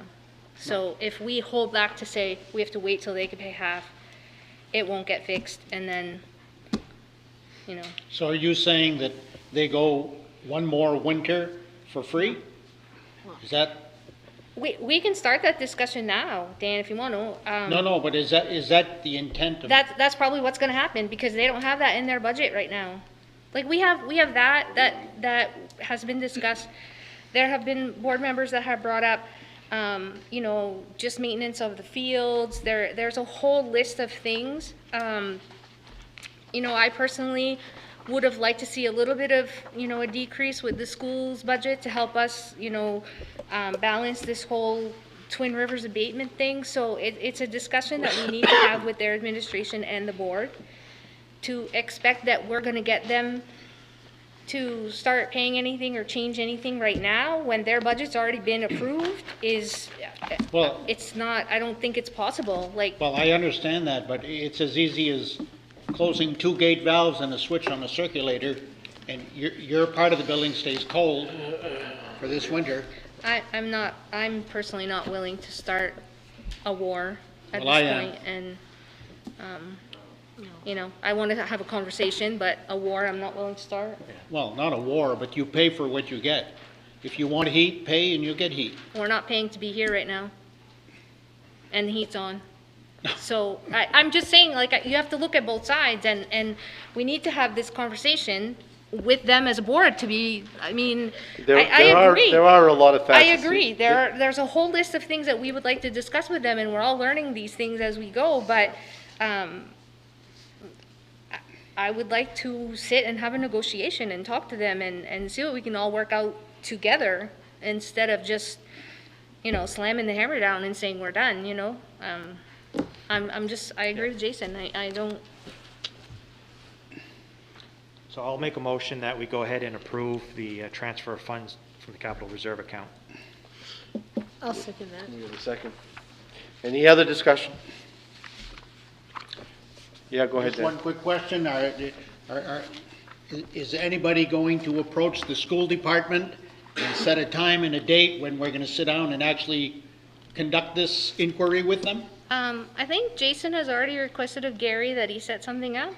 Is that right? Or So- you already, and Manon, I We're- think, I have requested of Gary a meeting to discuss the current relationship between the school and the board, and we will get things started. But first, I want to better understand how that school board versus. Aren't board these is selected, supposed, aren't these issues supposed to be addressed here when the whole board is here? What's up with these meetings? that's the plan. Pardon? That's the plan, but I mean, Yes, somebody but has, we're being somebody has. informed of stuff that's going on between a selectman and the town manager at a meeting here. These are discussions that are supposed to take place with a full board. And they will, once we have the information. This is They're just not making a informative decision so that I here. can- They're They're just, not making decisions, but these things should be discussed from inception with an entire board present. So Dan, you know, you have that opinion and that's fine, okay? It's not an opinion. But, well, listen, yes, as a board member, you come to the board meetings, you discuss the things in front of you, you vote, there's transparency. But being on the board, in my opinion, does not only mean showing up at a meeting. So I talk to taxpayers. Every time I have a question, I want to research something, I come to the town office and I ask for the information. Manon does the same, Jason does the same, Doug does the same. We look for answers to questions that we may have, and if we feel that it's something that needs to be addressed at the board level, then we bring it forward. But I'm not going Okay, to bring every fine. single discussion that I ever have with any of these people to a board meeting, because I'm trying to learn and understand. He wants to learn and understand the relationship between the school department and the town. So he's going to do that, and he has every right to do that, and Okay. he should. That's what we get paid to do. we all are responsible for certain departments. We have our names titled to 1, 2, and sometimes 3 of them. You have blatantly refused to participate in emails when we try to inform you of things going on. No, because You I don't want to wanna see come things in and- discussed here at the board. You don't want to come in and ask any questions. You get all your information on the street instead of coming in and looking at reading minutes. You know how many minutes that I've read from past meetings just try to figure stuff out? Like, if you expect that as a board member, I will only show up here and I will only sit here and make decisions without any research, knowledge, conversation, or anything, then So you're are you mistaken. insinuating that this is the only place I participate? Have you gone around and checked with that man there, his hot top So in the why are last you 10 mad days? at us for doing the same thing? Pardon? So why are you mad at us for doing the same thing? No, I just went and visually inspected the work that man has done on all of the back roads in the last 10 days, as far as all of the shimming. Okay, I don't know with my anything, eye. I don't know I don't anything need the about town roads. manager to go around and inspect work that he's doing to make sure that it's being done. Listen, I went for a ride with Kevin too, and I went to see all the roads. I didn't go inspect because I'm trying to learn from Kevin, and then I go in and I ask him Then questions. you're insinuating Okay, Dan. that this is the Dan. only place that I come Dan. to and participate in selectmen affairs. Dan. And I take great offense to that. Dan, Well, you're And you as insinuating well. that we Dan, shouldn't you're- do any you're- of that. You're going beyond what we are discussing here at this point. There is So a yes, motion on the floor. we will have a conversation with the school board, and we're gonna do our homework.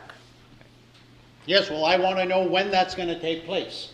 Well, Hey, who's- in a meeting, I mean. No, I want to know who is going to take the initiative to contact the school board and to set up a meeting and then inform us of the time and date when this is All right. going to take place, rather than to have issues like Mr. Dufour here that asked us for information 6 weeks ago and he's no further ahead tonight. That's what happens. I want to know who's going to take the initiative to contact the school board and then inform us of the time and date of the meeting. That's what I want to know. I think that's already in process. They're already No, discussing that. I don't want to know if it's in process. I want to know who. I want a name of the individual that is going to take the initiative to contact the school. Who is going to do that? What kind of discussions are we having right now? right now, it's just I just want to better understand the whole process of the budget from the school's view. And No, what well, I am asking the question. And I understand that, Dan. I'm not trying to say that you're wrong in any way. I'm Town just saying that's manager, all we're talking about. Will this be your responsibility to contact I will the reach out to school? the school and let them know that this board wants to have a discussion with their board on this matter. Okay, and will you let us know when that is to take place? I will let you know. I think that I will sit down with the chair and the vice chair, and they'll figure out when to put it in an agenda. We still have another meeting or two to set the town warrant. We still have to get the town budget in place. We've got to go to town meeting. So we have a lot of important priorities that we got to get done, okay? And this is a discussion moving forward before the next budget season starts. So it's going to be done. I just, will it be done next week? Will we be meeting with them next week? I don't know that, but I can make the request to them. I just asked if it was going to get done. He answered you. He said yes. It's going to Thank get you. done. Okay, so we have a motion, and did we have a second? I second. I think. I did. Okay. Any other questions? All in favor? Opposed? Article is carried. Thank you. Article 12, we already covered. Article 13, to consider a request by Mark Shear to purchase an undeveloped street known as Canaan Street. Town meeting authorized to required to dispose the property. So Mark, you're welcome to come up if you want. Mark has requested to the town has a undeveloped street off of 25th Ave, basically abutting Mark's property, where he has those rental units there. And it goes over, it intersects the undeveloped Reed Ave, and then keeps going on through to hit 26. And so he's requested that the town sell that parcel to him. And so what we're doing, and Mano was helpful in getting some information. Typically, if this was a developed, considered a public way or a developed public way, there would be a clear process to dispose of that you have to go through. It's defined in law. It's not declared a public way that I know of, nor is it part of a subdivision recorded at the Registry of Deeds, like we see on some of our tax maps. And so, but it is a parcel. You take, for instance, like Reed Ave, you have Reed Ave that goes up, and it's the developed part of it, and then you have the dirt part that basically intersects with Canaan, and then you have what it goes through into the woods. Off of Reed Ave, and that's not necessarily something that affects Mark here in this discussion, but off of Reed Ave, there are parcels there that would be landlocked, okay, if the town were to decide to sell that off. And so I say that because, this would almost be considered a paper street, Canaan Street, and Reed Ave. I know that I've had a request from somebody nearby off of 26th Ave, abutting Canaan, or basically what is the undeveloped Canaan and intersection of 26th, would be interested in acquiring a piece of Reed Ave, of undeveloped Reed Ave. That situation would create a landlock for Mr. Dayton Canaan, who has large parcels of property further down that he would not have access to. Now, granted that there is no road there, but there is, on paper, an undeveloped way. So I think that historically, and I think, Lori has talked to Gary about, with the planning board, about when town sells property, I think they kind of offer it in a situation like this to one property owner abutting and the other, or they split it. I don't know exactly all the history of those transactions, what that might look like, but I think that, this board would be well advised to engage the planning board for their discussion, and I know that it might not necessarily need planning board purview, but at least it could go there so they could officially take a position on it. And I would also like to get some legal advice as to sectioning off or deeding out that parcel to Mark if the board so choose to put it on a town meeting warrant for town voter approval. Now, this is much like what we talked about with the easement for the water district. This is not tax-acquired property, so the board doesn't have the discretion to sell. They would need to get the discretion from the town's voters. And I think you could definitely set the terms of the sale. Whether, I can't answer to you whether or not you could specifically say, I'm going to sell it to this one person, or the person on each side of that lot, or if you would put it out to bids. I know that we have another parcel of land that we're going to be selling by bid, and it's a piece of property that we own in Frenchville on the town line of Madawaska, and that's our old pit. And that one will be going out to bid. It was already approved to be put on a town meeting warrant by the previous board. So I think right now you have, and again, I want to thank Manon for putting some time together and getting some information. I think it would be wise to engage the planning board. I think it would be wise to get a legal opinion as to how we could potentially dispose of it. I don't see that we have a need for it personally. Reed Ave, 26th and the properties between 26th and 25th, there were parcels there, 2 parcels deep, and when Reed Ave was built and you had the undeveloped Reed, there was supposed to be 2 parcels between each of those avenues, right? And a lot of those have been bought up and combined, if you will, going down undeveloped Reed.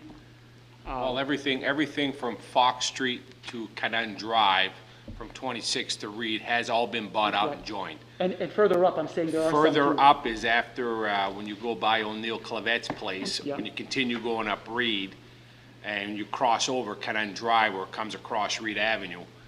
Up there, if I remember right, there's three, if not 4 parcels left up there that belongs to Dayton Canon. There's no way to get there because all the trees have grown up in there. The road has never been opened. Right.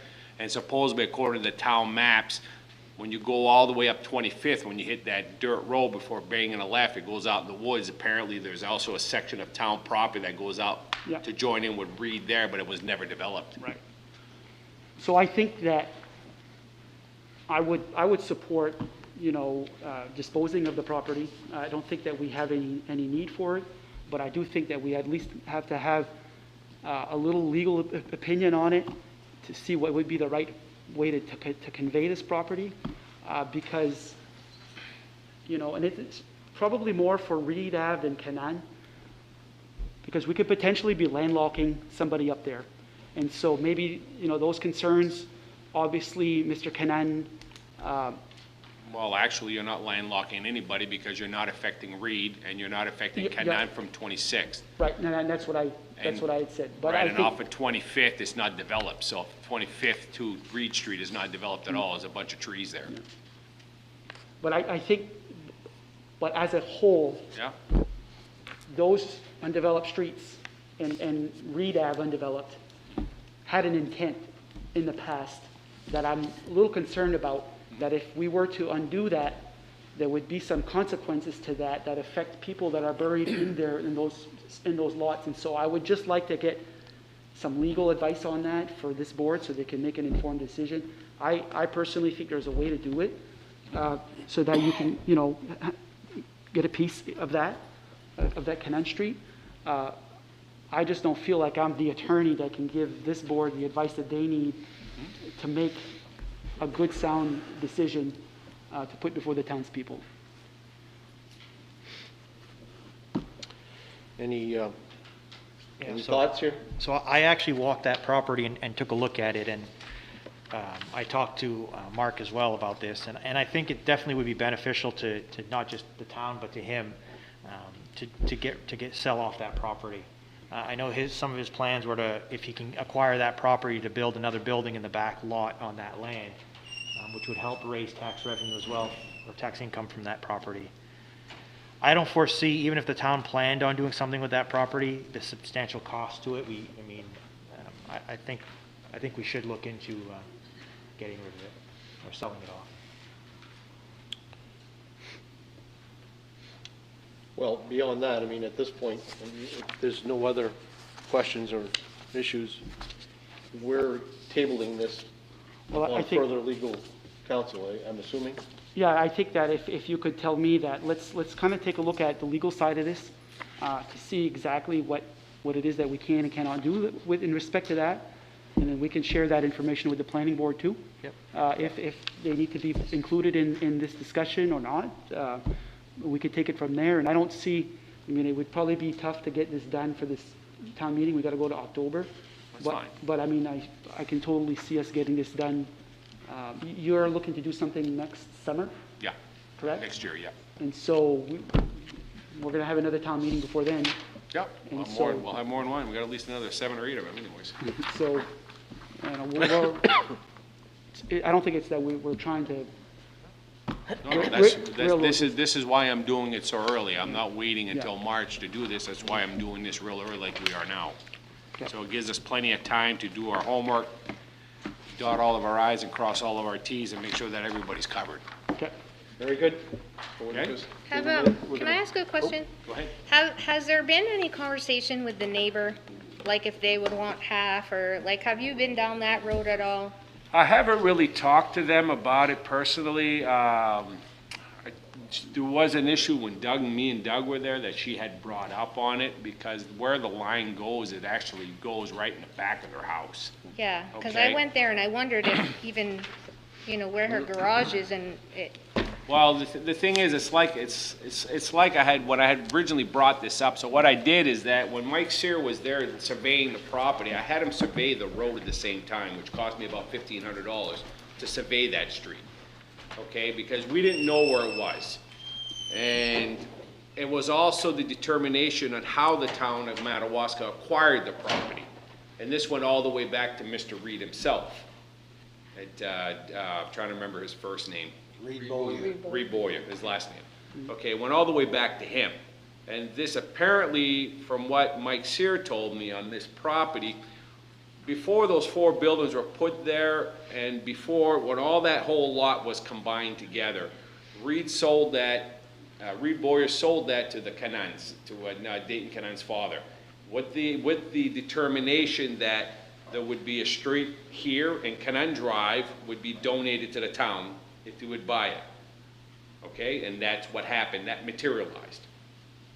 Okay, Reed Street was originally supposed to be developed.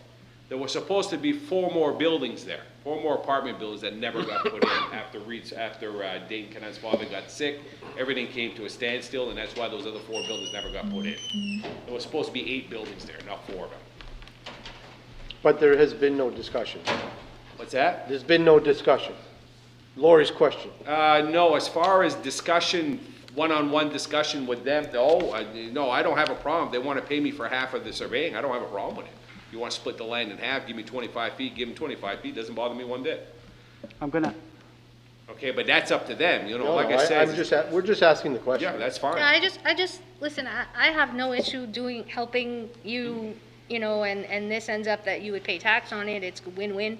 I just want to make sure that abutting landowner is Yeah, treated fairly, so we'll. Personally, I get along with them fine. I don't have any problems. She's called me up a few times, wanted to put garbage in my dumpster, I said, go right ahead, have a ball. You know, it doesn't bother me. You know, I get along with them. They have a swing set over there. It's sitting dead smack on town property where it's not supposed to be there.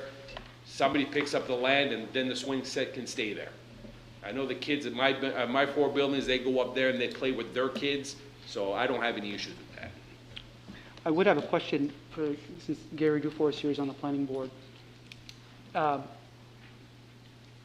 If the property were to be sold, I'm not exactly sure where the property line of Canan is and how far it is from the building, but I mean the setback is 5 feet, right, for property like that? Residential, yeah, 5 feet, commercial is 10 feet. I think we're probably all set, but if it were in fact too close, you know, how would the planning board handle the transfer of that property if it were to go to one person? and making the, Well, then becoming you- non-conforming for the setback. Well, at that point, if the property is, if the garage is too close to his property, then it becomes a non-conforming building. And then it becomes an issue with being able to go behind the building and work the building, wherever, do some work.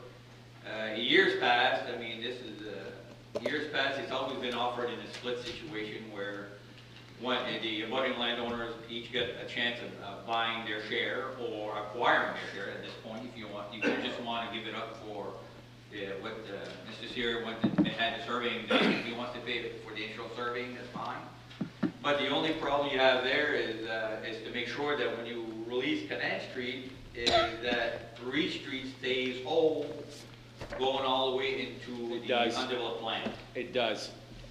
Because I don't know where the maps are, but I don't know if it can, because Canal Street is a street that goes through.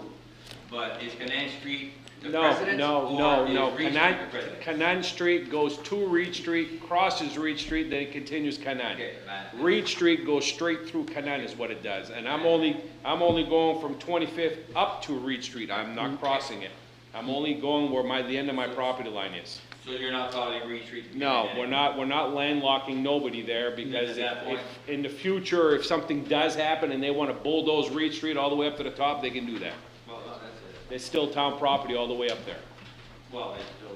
Okay, and when I had this discussion with Mike Sear, because we had this concern with the neighbors, because according to what Mike Sear told me, and what he found out about this, is that even though I bought the whole property, anybody who lives in that house, like where the yellow house is that you're talking about, because they're the next door neighbor and it was part of a right-of-way, town right-of-way, it always stays as a right-of-way for them. That's what Mike Sear had told me. It will stay as a right-of-way for them. They can still use it as a right-of-way. Well, if you purchase it, it becomes yours. If you No, abandon according to what Mike Sear told me, there's some stipulations in the law about that because it was town property originally, and that's because of that, it becomes it's still a right-of-way for them because they were an abutting neighbor at the time. Not for the people on 26th, right, but that person there. Okay? That's something that we can actually probably confer that with an attorney. With the town attorney. He might be, unless the law had changed that Mike wasn't aware of. You know, at that point, we need to see that language so that we know what it is. Yeah. But on the planning board side, the only issue there is to make sure you don't landlock the property behind all those buildings, and that the opportunity of the neighbor having his input in either purchasing part of it, or acquiring part of it, or half of it, or whatever. And making an agreement between the two, and then he goes from there, and then, he settles with the surveying cost, and from there. I mean, that's cut and dry at that point. I mean, it's just. It is, and it doesn't. But a landowner needs to be involved. And it doesn't landlock anybody because there's really nothing there. There's no street there. There's nothing that was built. Actually, he mows half of it, I mow the other half, so it's all lawn and trees and woods. Okay. Is that all on this issue? Okay, so we table this till some future date? So, Mr. Chairman, you want us to put that on our planning board issue at that point, or? I would think, Mr. Picard, Gary, that we would want to do that. We would. You want to assign this to the planning board at this point? I will, but I'll get the legal advice on it. Well, not this month, but next month. Yeah. Okay. Article 14, to consider the Madawaska Public Library budget. Thank you, Mark. Thank you, sir.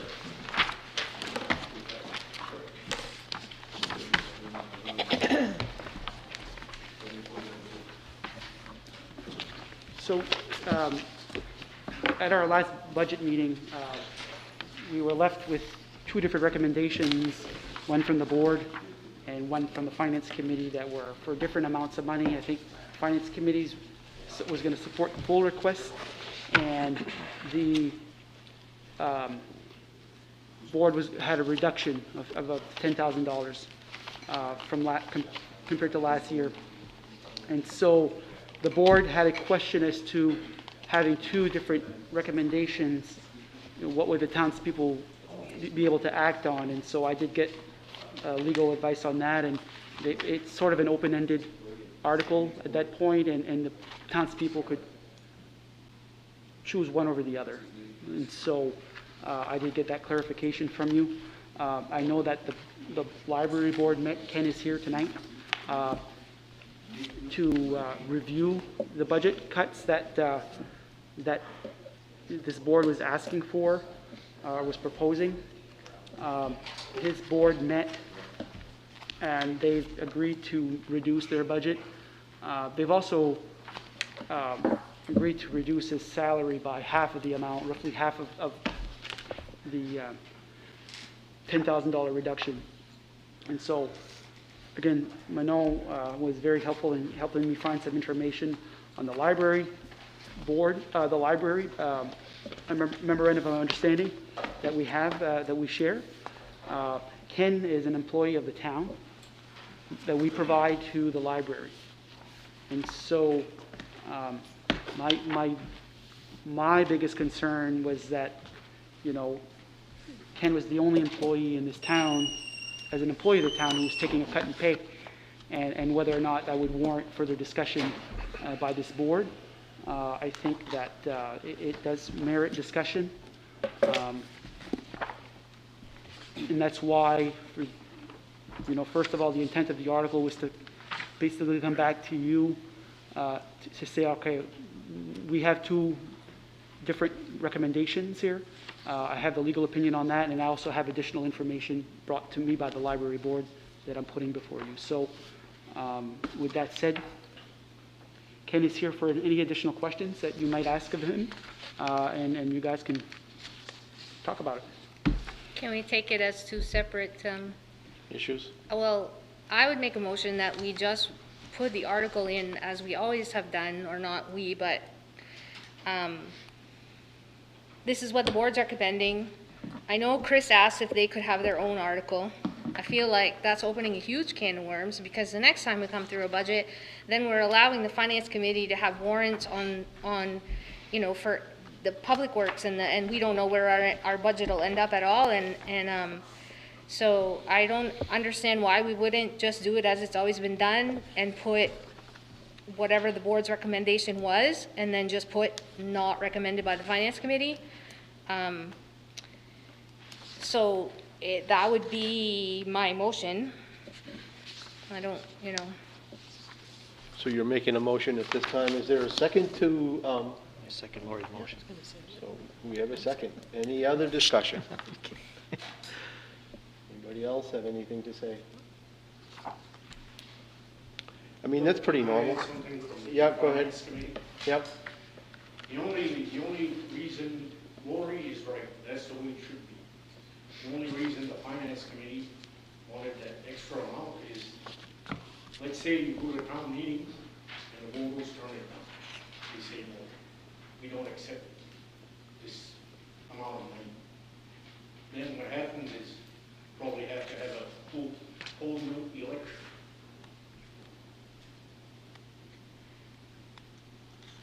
Mr. Chair. Yes. That is not correct. Yeah, I'm. It can be turned down and then another motion making for a lower amount or a higher amount. No, just a lower amount. Can't go higher. You got to go but lower. But you are. So I don't even know what the amount is, but if it's, or keep it what it was last year, if I'm correct, maintain the same budget, flat line. Well, whatever the board puts on the warrant, the board of selectmen puts on the warrant, it's capped, okay? And so when it's capped that way, the town's voters don't have the opportunity to raise it, but they have an opportunity to reduce it. So in this instance, when you have the two motions, the two recommendations, you know, the cap would be in this case, the finance committee's recommendation for the full request, and then they could consider the board's request. But in all actuality, Chairman of the board does the warrant to present to the town. So if you guys say this is the one we're going with, why do you have two voting articles under that warrant, and it's open up a Pandora's box, like you said, because anybody can petition, let's put this on, let's put that on, and have 5 to choose from. It's You're not that there's absolutely two. right, Big. That's specifically what, That's correct. It's not that there's two articles. You have one article with 2 recommendations, and we see that with towns that have finance committees. You see the recommendation, recommended by the board, an amount of money, recommended by the finance committee, a certain amount of, usually the same amount of money. And so you get both recommendations, and then the townspeople have something easy to act upon. But have we ever done this duel in the past? I know. What's that? Have we ever done an article like that in the past? Been doing it since I've been here. I've seen them years ago Finance committee anyway. gets a different number? Different number. I've never seen it. Not the different number, but the two, the finance and the board have different, Oh, yeah, that. it Not certainly different has gone in that way. Right. those are the problems that you get into when you set up too many different committees. Should be the Board of Selectmen, straight to the taxpayers.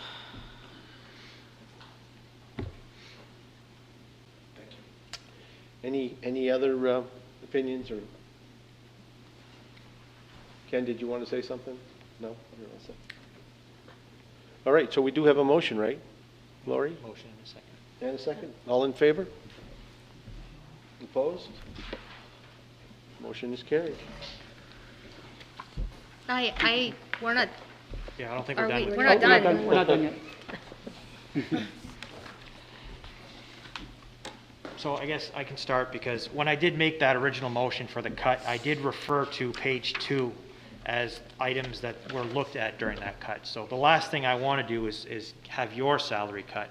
And I think from what Gary looked into, because he's a town employee, we can't, but my goal is, I don't think that that's where the cut should come. There are a lot of other items in there, and I'm hoping we could work with the library board to come up with a better solution than trying to cut your pay. I don't see that happening. We request basically what we spent the year before, and without affecting operations, and you're gonna have some very unhappy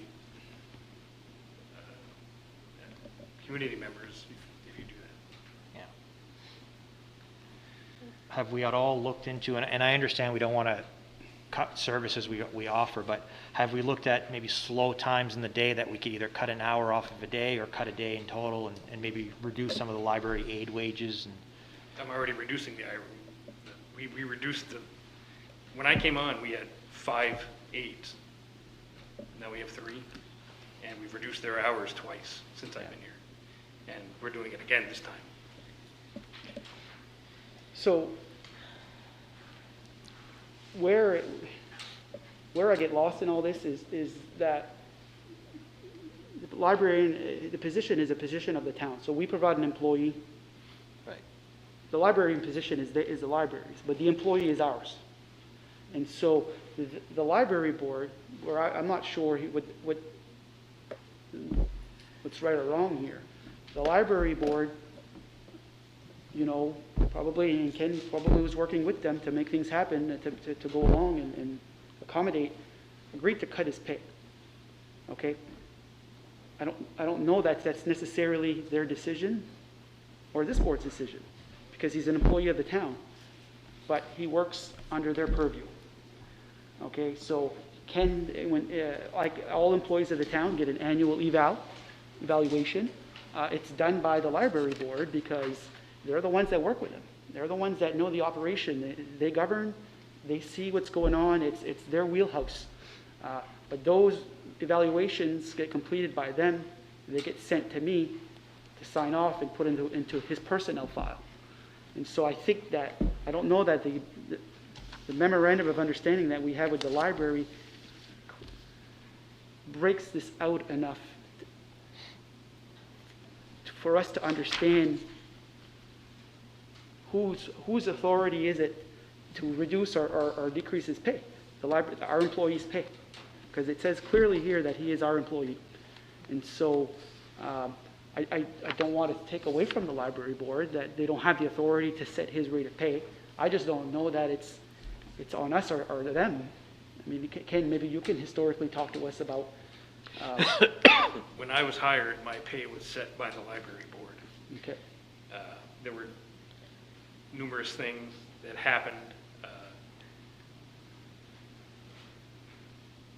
where the library board, where I had gone to the town for like family medical leave, and the library board president made it extremely clear to me that I was not to go to you, I was to go to them, that I worked for the library. So, yeah, go ahead. So I'm sorry, in numerous other things that have gone on over the years, there was a time where the board removed comp time from the department heads and gave them an extra week of vacation. The town manager at that time came to me and said, "You're technically not a department head, you work for the library, so you don't get that extra week's vacation." And there was another time where, I forget, there was something else, but she told me the same thing. It was several years later. So I've always been under the impression that I worked for the library board, but it was paid by the town. And they came to that arrangement so that the librarian could be attracted to the job with benefits. I think we need to clarify in the future, this whole library thing. If we don't own it, if he answers to the library board, why are we providing an employee for them? It's up to them to get their own employee. If they're gonna govern, and if they're gonna rule over him, and the town manager or the Board of Selectmen have nothing to say in his benefits and this and that, we need clarification on this. We need to either divorce from them completely or get things in writing as to how all these details are going to be worked out. So, do you have the proposed cuts in front of you? Can you explain to us where the library board proposes to cut? Cut from my library aid wages, cut their hours, take $1,000 out of the book budget, remove the spring cleaning, which was a contract thing that was done every year to wash the walls and all the shelves in the basement. How much was that? $1,000. And take out the $500 for lawn care and snow removal. Okay, and what was the amount of reduction of your salary? From there, it was $4,500. Ken, is there a payroll, somebody else does the payroll for the library aides? Yes. But then he's on our payroll, workers' comp, unemployment, retirement, all of that. But then he doesn't get the same vacations as Dan's right, we need some clarification on this because, Fort Kent has a Friends of the Library committee and they do fundraising and they do all kinds, I will volunteer here in public on camera. I'll go spend a day spring cleaning for you. I'll volunteer. I really think there's more we could do than cutting his wages, and legally, I can't even see how that could be done. I think we could, but There aren't many things on here that are, the library aids, the book budget, which is already pathetic. But the only fundraiser guys do right now is the book sale, right? Right.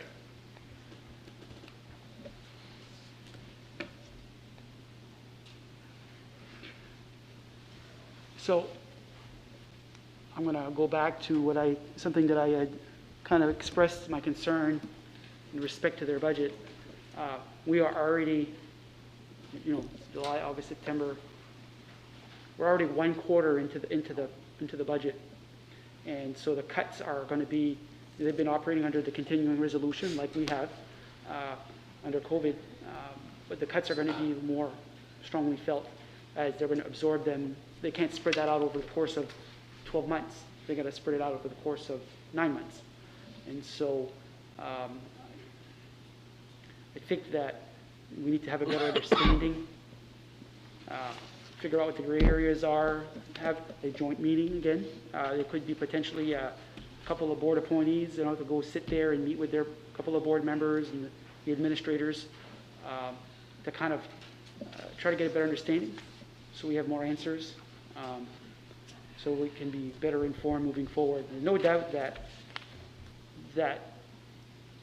there's a reason why they got to be where they are, the governance of that, and how it was an evolution over time with many different board members over decades. And so, but here we are with questions, and so it's worth taking a good look at it before we work on our next budget. So, and I do understand that we are close to the end and this could have a huge effect.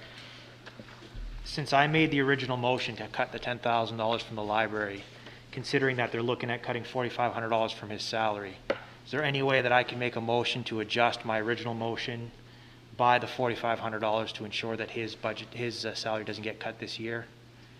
With the strong understanding that we will revisit this entire budget again next year? The warrant isn't set yet. It hasn't been posted, so you can change it if you want. So I would like to make a motion that I adjust my original value of $10,000 cut off the library expense budget down to $5,500, ensuring that the $4,500 does not come out of his salary. Okay, do we have a second? I'll second that. Okay, any other discussion? All in favor? Hold on, before you make a vote, Vince, did you have Oh, something? I'm sorry, Vinny. You have to retract the prior motion according to Robert's rules, so if you did the motion, whoever did the second has to vote off, then you have to make a new motion. Okay. Because then that way it won't be done. Okay, so I make a motion to retract my original motion to cut $10,000 from the library budget. Right.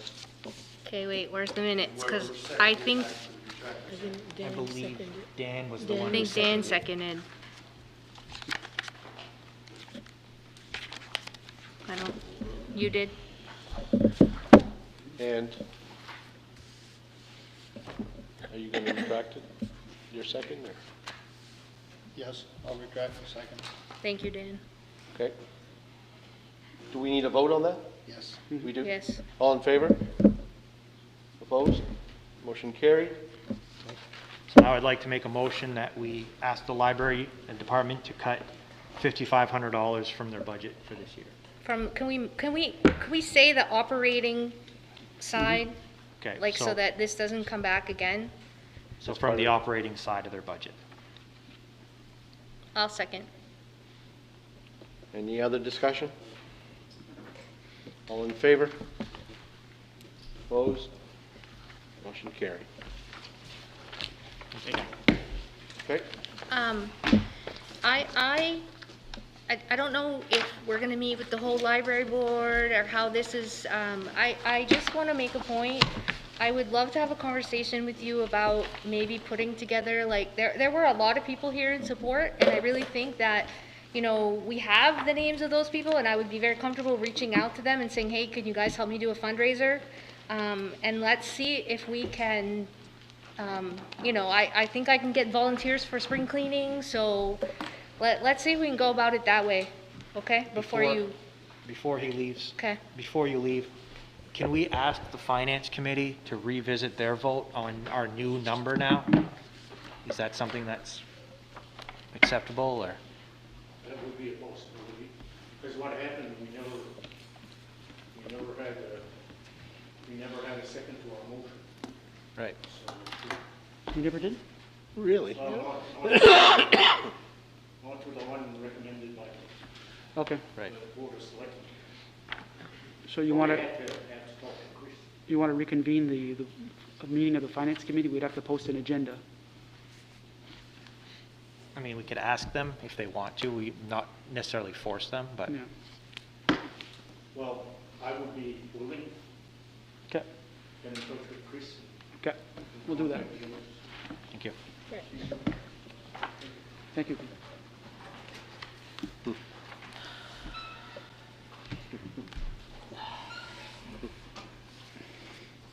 All right.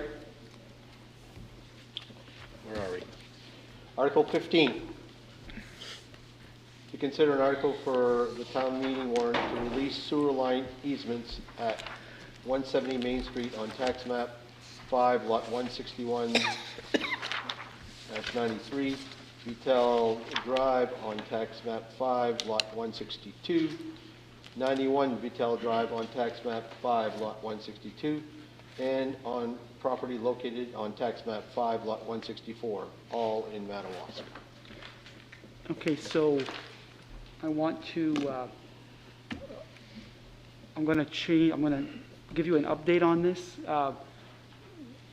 I've been having this discussion. Bob Bellflower, Attorney Bellflower, has been working for the GSA to put this stuff together, these requests. And it originally started with the property on Main Street and the intersection of Italian Main. But then GSA started chasing them down because there's 2 other parcels there that they've already acquired. The middle one, they're in the final stretch of acquiring the 170 Main Street property. And then they've made us an offer for the tax acquired property that we have as the last house. They've already sent an offer that's already been accepted by this board. We're just waiting on them to provide the quitclaim deed for that. They also went down further and chased an easement on what was formerly the Twin Rivers property, that big parcel that abuts the Twin Rivers complex in Martin Brook. And I think, I went back and I gave that some thought, and I sent an email to them. And I said, I think there were no houses down there. There were no sewer easements. There is a sewer easement down there, but that's for a main sewer line that cuts across Martin Brook and then heads down towards the railroad tracks and then parallels the railroad tracks but headed east towards the mill complex, and then it goes underneath the rail and it hits a collection station there before going out to the pump station just on the other side of the customs facility off of Bridge Street. So I mentioned that to them. I said, I don't think we're looking to give up the easement on the tax map 5, lot 164, but the other ones are properties that they've acquired, but they want to have full title and interest without anything attached to it. And they're asking this board to basically put this before the town's voters, because we have to go to them to release those rights. Pretty straightforward. And I've already got the language in for the warrant article, and I just need to remove the tax map 5, lot 164. You have any questions? Then I need a motion. I make a motion to move the article as written with the removal of tax map 5, lot 164. I'll second. Any other discussion? All in favor? Opposed? Motion carried. I'm so dumb. I was looking at this. I probably need a What motion is to that? go beyond the 2 Cemetery. hours. Oh, a motion. Second. All in favor? Opposed? Okay, we're good to go. Article 16, to consider the adoption of the 2020-2021 General Assistance Appendix 8 through H. So these appendices are basically what are the maximums that can be paid for general assistance for various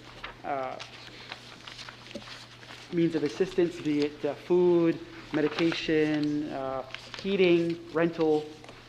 These come to us every year. They're set by the state under guidance from DHS. You don't have really any authority. It comes to us, we have to basically adopt them here locally. Any questions? These appendices is what our administrator uses for when they look for eligibility and the maximums. There's calculations that are used that are derived right from these appendices. Do we have any authority to change or do anything about this other than to accept it? No. You have to accept it. Then I need a motion. A motion. Hello? Lori? Second. Second. All in favor? Motion passed.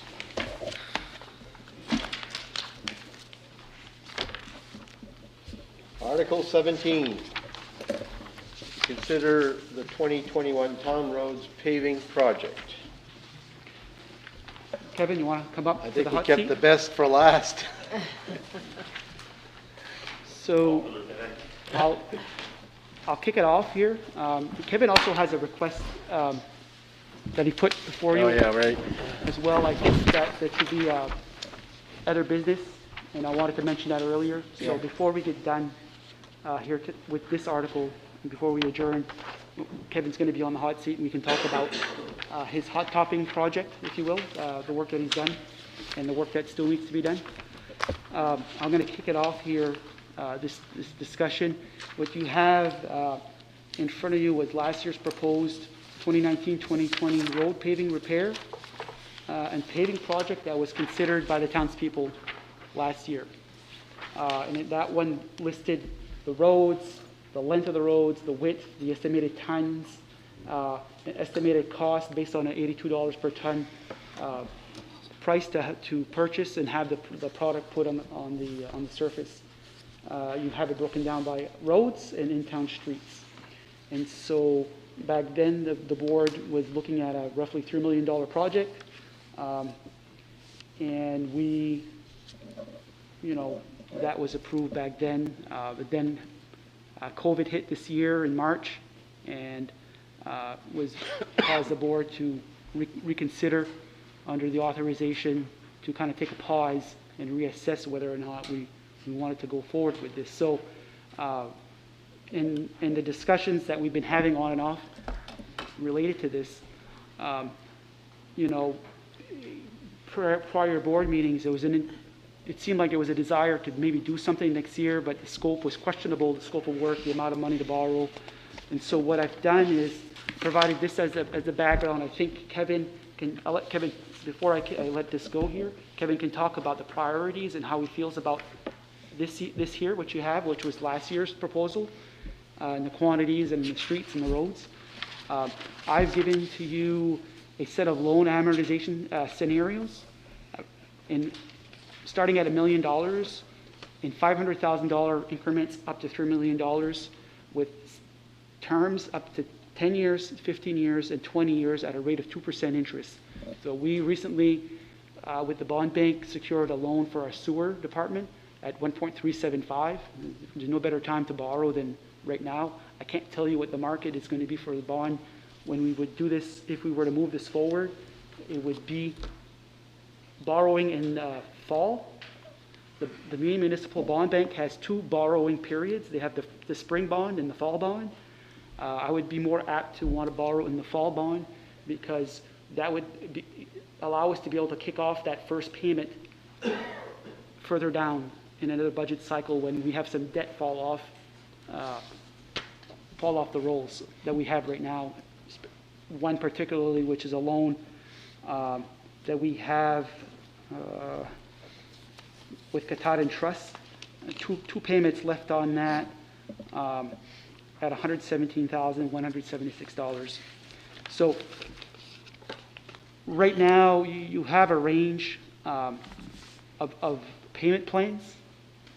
I think that the direction that the board, or my read on the board's discussion about this project was, let's look at it from a budget standpoint, see what we can potentially afford. Let's get an update on our outstanding loans. So a schedule to see when the loans fall off, and then kind of have a discussion from there. So with that said, I don't know when you'd like to start to get Kevin's input as to the project. I mean, I pass it off on to you. Before we question Kevin, the Katahdin Trust loan there, we're still showing two payments there, but we're showing payoff in 2021? Yes. So we still haven't paid 2020. I gotta look into that. Payoff dates 2021. You know, Sometimes it falls in the fall. Right. So we'll make a payment in 2020 right now. So that's what it is. It's Yeah. this payment that, We'll be due next fall. okay, Payment date's 9/21, and we haven't hit that yet. right. But I'm just saying, I was just questioning that we still have 2 payments, and yeah, Right. if it's the same date this year, then Yeah. we're a week away. Yeah. I get it. So last year, under last year's proposal, what we were doing, what we were attempting to do was cash flow this out to be able to capitalize on debts that we were going to retire. We were going to push off the borrowing as far as we could so that the loan would fall off to coincide with the new loan coming in. The other thing that we were going to do was, currently we were budgeting at a rate of $264,000 a year in road reserve projects. In the past, the town used to put $350 or something like that, all into the Public Works budget. The thought back then was that being able to tackle a large amount of roads like this would allow us to not have to pave as many roads per year. And so we would be able to reduce the amount of money we budget annually for paving, to be able to kind of reduce in our budget an amount of money coupled with the debt service that was coming off the rolls for the old CSO loan, which is the very top loan on your spreadsheet. So that this was going to be a net neutral, no tax increase kind of project. And so I think that we can still achieve the same thing. We're a little further along now than to be able to do that. So I think the cash flow kind of works. I guess what this board needs to consider after talking to Kevin and getting his opinion and taking that into consideration is, what's the scope of project going to be? Kevin can kind of talk to you about his thoughts on the priorities that were listed out here last year. He can talk to you in the context of what the work that they've done this year that he could it's probably going to help, the corrections that were made in the road this year is going to help these quantities next year potentially. And then from there, once you're comfortable with what you've heard from him, this board's going to have to decide what's the scope going to be, what's the amount of the project going to be, and ultimately the borrowing amount going to be. And the way that we would finance this is that we would incur interim financing in the spring. We've done that in the past, and the interim financing will allow us to pay the bills as they come in, because we would only want to have the fall bond so that we could have that debt service in a subsequent tax commitment year. So by utilizing the interim financing, once that's done, we get the fall bond. The bond bank basically grabs all that. They pay us off to pay off the interim financing, and we're good to go. So that's how the project would play out from a cash flow perspective. We just need to hear from Kevin, and then you guys can kind of talk about it.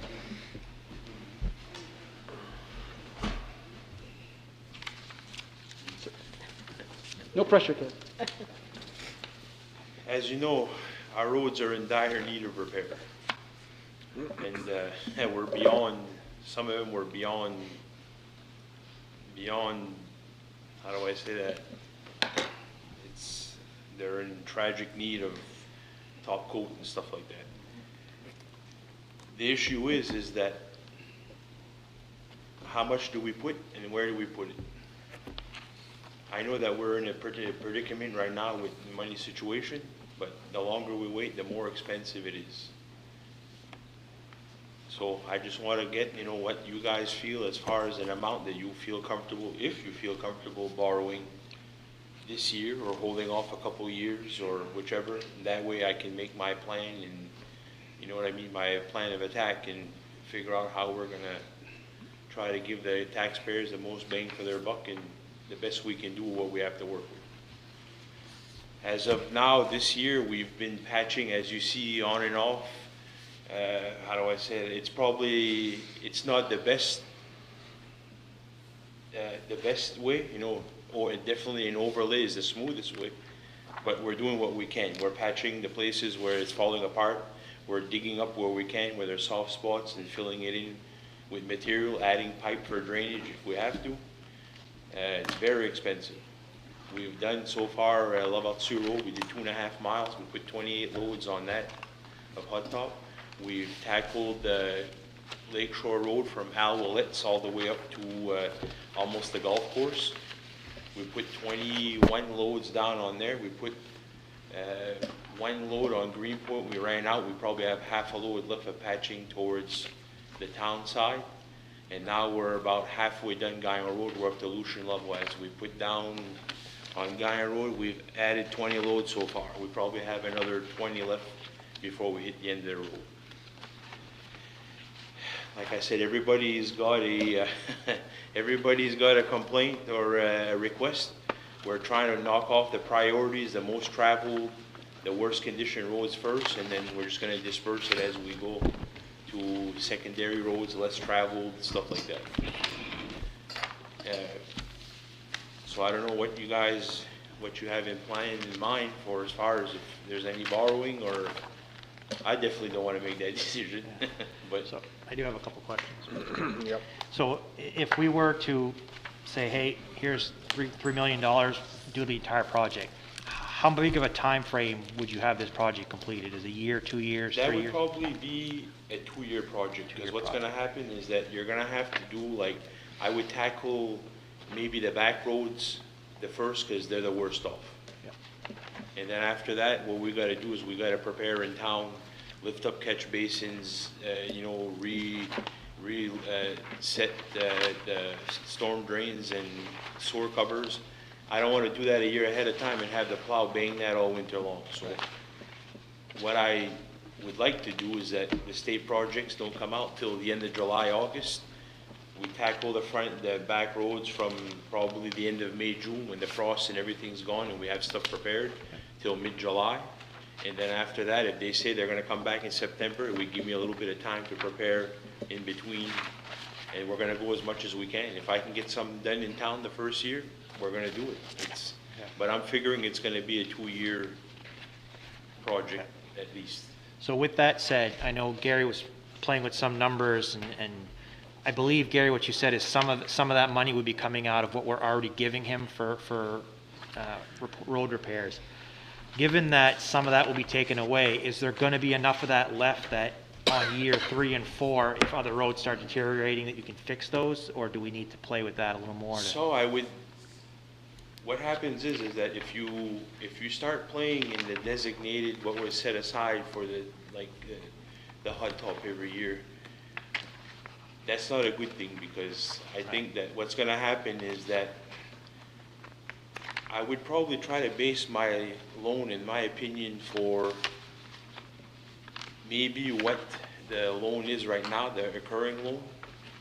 I'm thinking, because if we take out, let's say we got $325 a year, we hot top. If I pinch into that, we're not going to do much hot topping for $100,000 or something. And that's like my that. concern. I don't want to be touching I that don't money want if to fall you behind. can't. That's the thing. Right.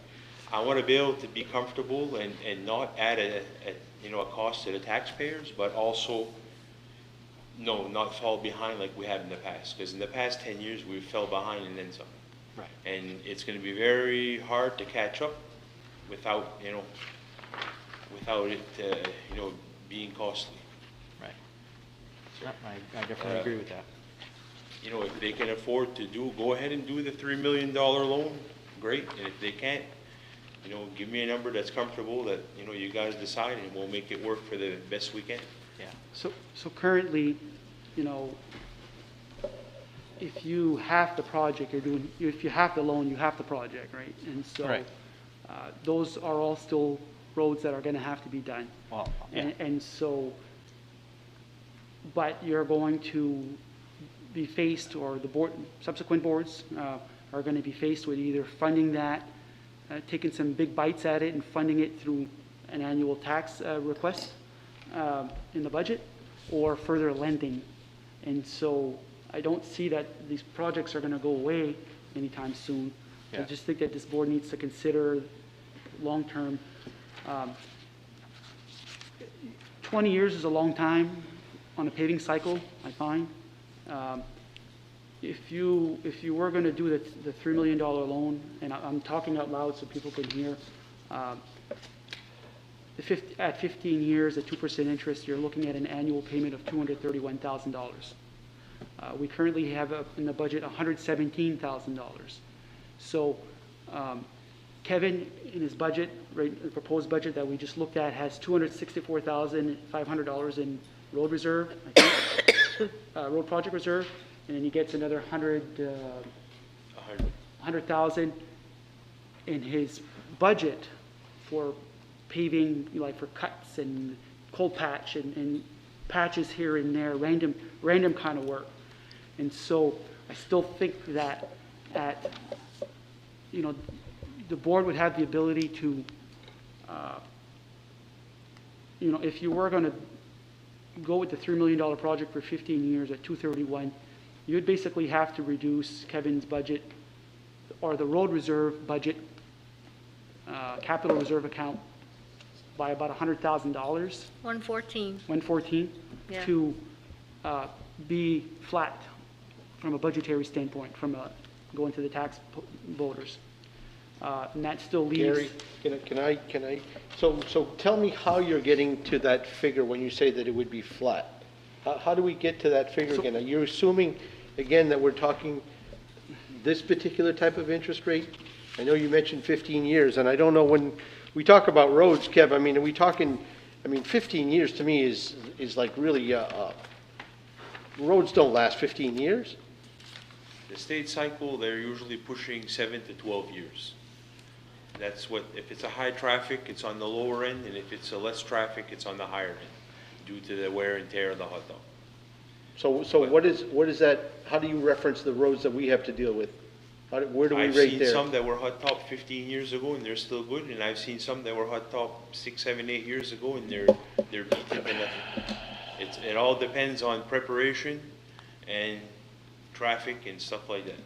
The hot top is not what it used to be 20 years ago. They've taken out a lot of the cancer-causing chemicals and the So again, binders. if we were gonna be safe, we shouldn't be dealing with anything more than 10. If I would want to bet on anything, I would probably, if we could afford it, it wouldn't be more than a 10-year cycle. Because what happens if we wait 15 years, we'll be in the same predicament that we are now, way behind. Done? So that kills our flat funding. Well, yeah, so I want to work off what Jason said, because I've been looking at the same thing. If we did the 10-year, we have to find $214,000 a year for a payment, because we have the 117, we need 214. There's no way that I would ever agree to say that we're going to take it out of the current budget, because then we're just going to fall more behind. Exactly, what Jason said, the other roads will never be able to be touched, and we're going to be sitting in this situation again. So I guess, we're in a unique situation. This is the same board for the next budget. COVID gave us that. So I'm just, in my mind, I'm thinking, if we do this 10-year, my head is going, well, okay, where are we going to find $200,000 in our next budget? I mean, we have wiggle room right now because of where our revenues are at, but so I guess I'm just warning you, like, I personally don't feel like I want to go into this counting on taking money from the asphalt budget. I'm going to be working really, really hard if we do this to find money or figure out how, we can get the 200 somewhere else. So if we do go with the 15 years and we don't cut at all what you're currently getting for roads, can you use that money that you're continuing to get for roads to make those 10-year roads last the 15? What happens is that. No, I'm just throwing. And what just throwing happens to the ideas, rest I of the mean. roads? Yeah. Cause, What happens is it's about $100,000 a mile. So if I'm left with $200,000, I can hot top 2 miles of road a year. So you're still gonna fall behind, Yeah. in my opinion, because you don't go far with 2 miles of road when you've got 30 miles that you gotta maintain, or 60 miles. we need $5,500,000 to take care of our roads. If you're looking at, cause there's 55 miles, I think. Right, that's what we've been told. And, So Lori, so you calculated it out at a per ton price, this year's dollars per ton, the amount of roads to come up with that number. So if you spread that cost out over a 10-year cycle, how much money is that? oh, you know what? And $500,000? I started you know me, I'm a nerd. I started a whole spreadsheet and I didn't finish it, but I was so discouraged by the time I got halfway through it. Well- So I'm saying really we'd need a $5 million simple loan, math. and we'd need to keep giving him the money we're giving him every year if we really, Say that again? 475? So simple math, if you were on top of your roads already, and you were going to assume a good paving cycle to stay on your roads, to have them cycled out every 10 years, in today's dollars, you'd have to spend $475,000 to $500,000 every single year Mm-hmm. to stay in a 10-year paving cycle for towns and streets, roads and streets. So how you guys want to, those are facts. You Well, know, and I those- guess that's my point, we're already short every Right. year. Every year we're short. That's how come we're in this mess. So we can't go into this thinking we're going to take more out of that asphalt budget that's already there because we're already short. Right. So I just, Right, no, I don't putting wanna that take any out money there, out there. I'm not saying we shouldn't do this. I'm just saying we need to be very aware of where we're taking the money from because we're just going to put them right back in the same hole I guess quickly. my point, Lori, for this board is that no matter what, you can, no doubt that the town's paving needs are going to be met with a combination of paid for as you go and borrowing. There's no ifs, ands, or buts about it. And you need to decide what that ratio is going to be.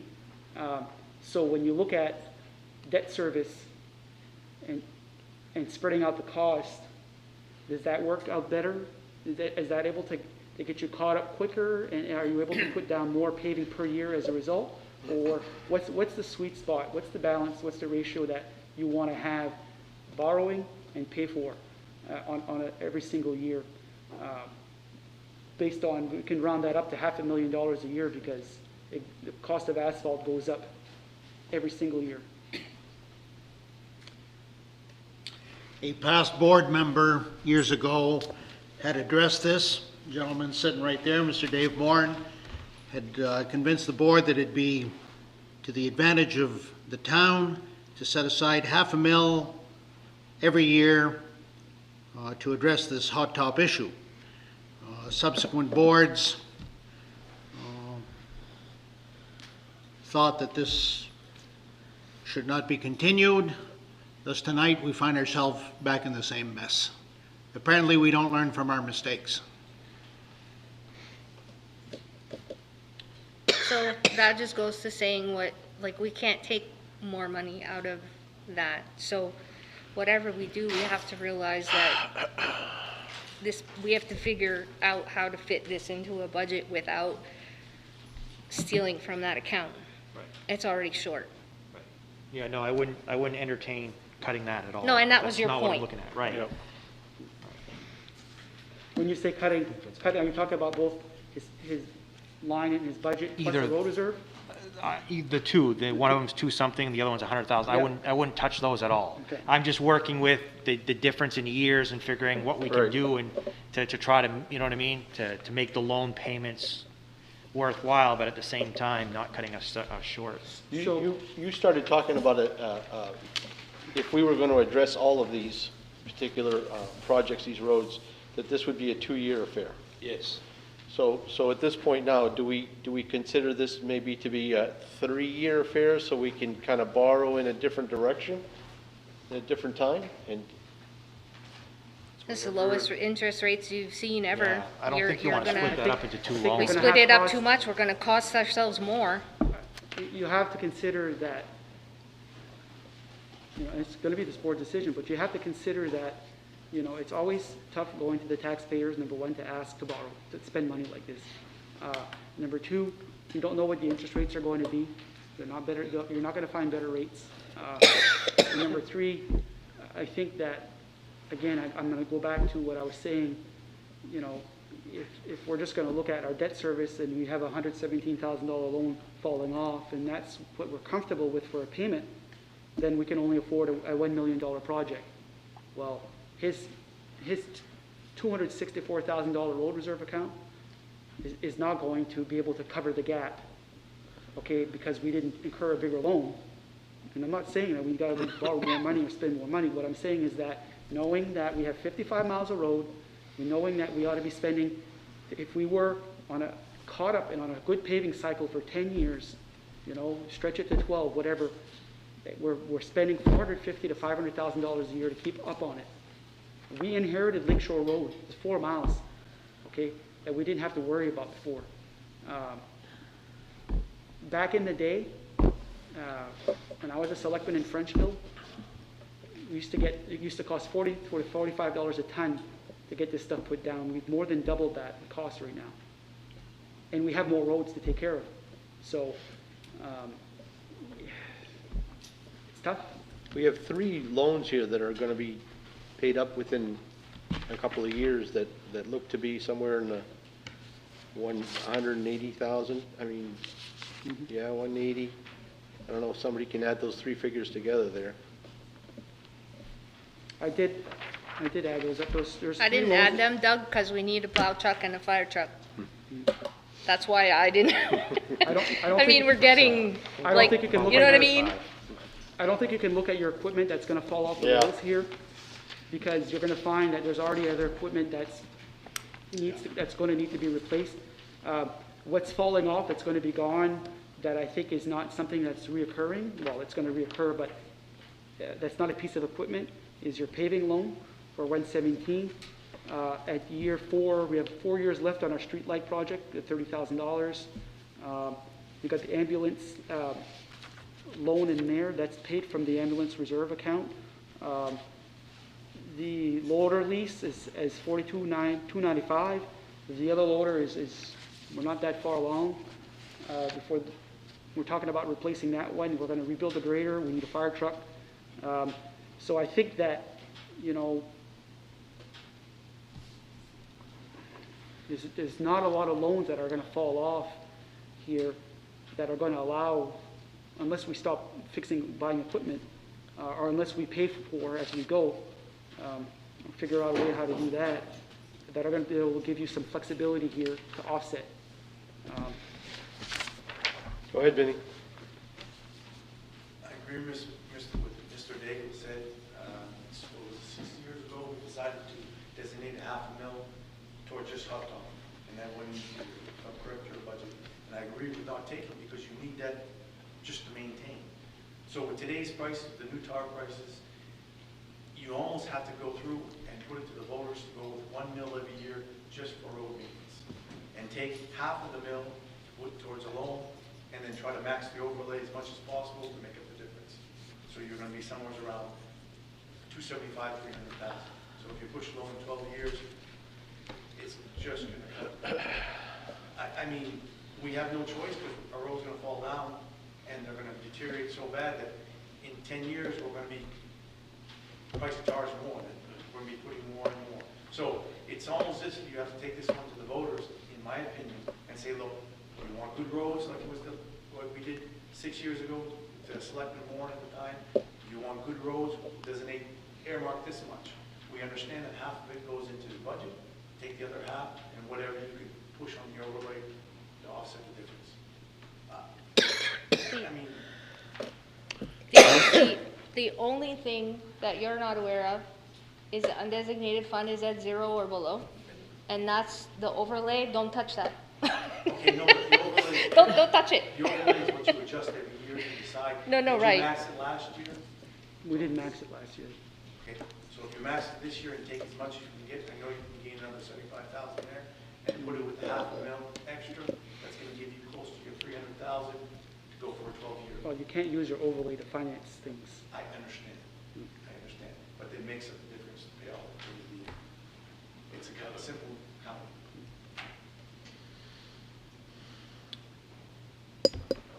You're bringing it to the voters, so it's not where the selectmen are saying, okay, we're gonna designate $500,000 a year just towards the road. So you're gonna bring it to the voter and say, okay, do you want good roads? Do you wanna pay an extra $500,000? No.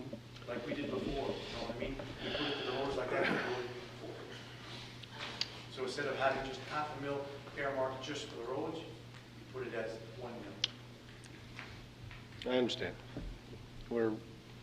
I think we've been all battling here to try to keep this flat funded if we could, and that's the issue here. I don't think that's gonna happen. Yep. And I think if we go with the full $3 million project, I don't think we'll be able to do the full $3 million project and bring up what we're already giving him for tarring every year and get that approved. I definitely think we should focus on trying to get that $3 million loan and keeping what he has now, and maybe revisiting what we can do to try to increase what we give him every year after that. But I do think, and Kevin, correct me if I'm wrong here, but I do think that should you move forward with the larger project, that you're going to have an opportunity to not have to pave as much for a little while. Okay, there's still going to be projects that need to be done, but the main arteries, the long roads, those things are going to be done for a while. And so I think that, for a little while, there's going to be some respite here on how much we have to pave every single year. So yes, if the board or the townspeople want to continue to fund the reserve account, sign me up. Yeah. I'm all there. But at the end of the day, you got to present something that's acceptable to them to pass. Yeah. Something that they're comfortable with. So finding that right balance. Well, and to Dan's point, it's going to be hard. I mean, just continuing off what he said, we'll do this, and 2 or 3 boards down the line is going to say, oh, you just put $3 million in the road. Let's take his 264 and put it somewhere else. And that's the problem. Like, you can't ensure that in 2 or 3 years from now that they're going to leave that money alone. Right, they're going to follow suit. They could go so their if there own was a way. way we could make that decision and make it stick, then We'll be dead by then. you will be if we keep fighting. Oh yeah, if you designate a reserve account for a specific purpose, yes, it's got to be spent for that specific purpose. Or No, I know, but like maybe 3 years down the road, they're gonna say, oh, we're not putting any more in there because we don't need to. I mean, and that's what happened this time, I think. Let's do what's right now. Right. Let's look at that. That's what I'm saying. So I'm okay with either the 2.5 or the 3 million for the 10 years. It gives us 214. We have to figure out where to find, and I'm willing to roll the dice. I personally don't want to go 15 years because that's more interest the town has to pay, and I mean the roads are Our going to fall roads will be apart. falling apart by then. Right. So that's just my opinion. I'm not making a motion. I'm just throwing it out there.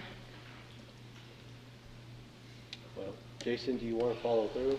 I mean, Motion? I'll make the motion that we go for the $3 million loan for a 10-year term.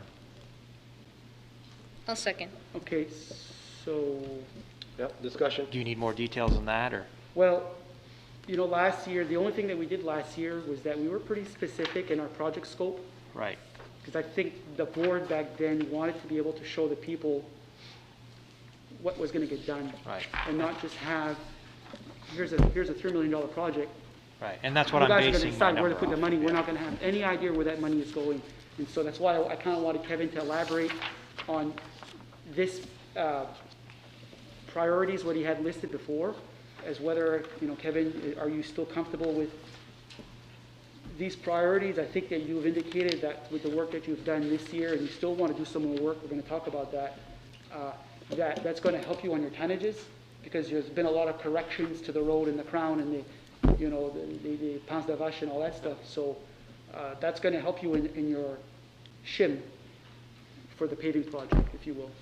Yeah, what I put down here for like priorities and that's not set in stone, that's not, that's just, going by, it doesn't mean we're gonna get through to all those, and I'm gonna try to do the most important first, and when we hit that certain amount of mark for the back roads, then we're gonna shut it down and go take care of it in town. Right. I mean, I just put that as a list, it doesn't mean that it's 100% correct, and there are some places on here that I see that are probably gonna use less tonnage, but I'd rather shoot over and come out the hero, not the zero, so, you know what I mean? I'm just No, I trying think this is to- a pretty good guide, and I think if we present it to the taxpayers as, here's our guide, here's our goal, but obviously that can change last minute That's exactly depending what on was presented the last time. what's going on, Yeah. so. And we don't have There are gonna be some priorities. adjustments to it. We don't have priorities on our new list, so that's really up to you and whatever.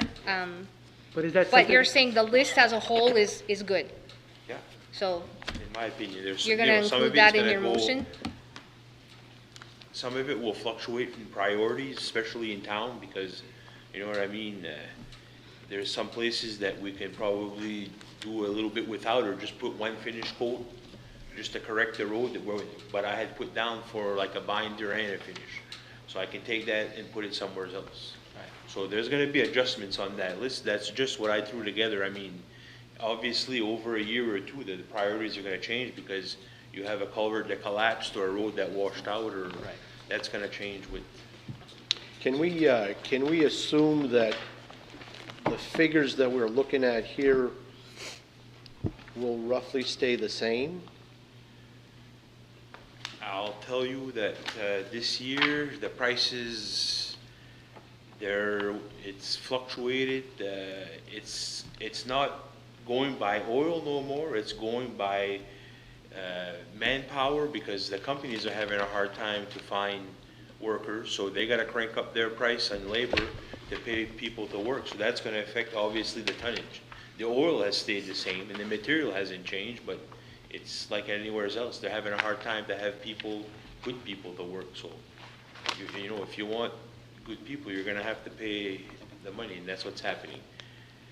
I don't see it going up dramatically, but like I said, we had estimated at $95. I've heard instances, there's some projects at the state that paid over $100, $110 a ton for machine place. Gary, if we borrow the $3 million, is there any way that we can project how this will affect the mill rate in advance? Well, you can do it in a sense for your own municipal budget, how your budget affects the mill rate. But what gets thrown into the mill rate is the counties and the schools and the assessments. And it all it melts into one pot. And so, a lot of the taxpayers, they don't see that. And when they see a rate increase, it might not necessarily be something as a result of the town. It could be somewhere else, an outside force forcing our mill rate up. And so we encountered that this year. We kind of absorb some increases on us, and so to the extent that we can project out, I can't tell you in 3 years from now if things are stable and we're budgeting and revenues don't change, or revenues go up or revenues go down, or if we have some stupid anomaly that we lose, we have a big flooding event and we lose a part of a road that we have to fund in a given year, assuming that things are status quo on our end, what we can control here, that, a $3 million project for 10 years is, unless you find savings somewhere else in the budget to offset that, it's going to be an increase, okay, in the mill rate. I'm not sure if that's the question you were looking for. Basically, that's a mill. Well, I sure hope that this board understands clearly where the shortfall in revenue for the town stems from, and until that situation gets rectified, we're going to be struggling here. And if we're gonna live within the taxpayers' means, personally, I don't think that borrowing is gonna solve our issue. And I get that, but if we don't borrow, then. I understand that then we're- part too. then we're Very probably- difficult call as far as We're I'm probably gonna concerned. have to spend upwards of over $500,000 to $750,000 a year annually raised out of taxes to get this work done, because the work's not gonna go away. And so that's a big, huge mill rate increase all at once. And so, I get it, in a perfect world, we don't borrow money. It's fantastic to be able to do that. But the nice side of debt service, especially at these rates, is that you can spread out the cost over time. So there's two ways, these are huge capital outlays that we have in front of us. And typically, we gotta look at that from a long-term perspective.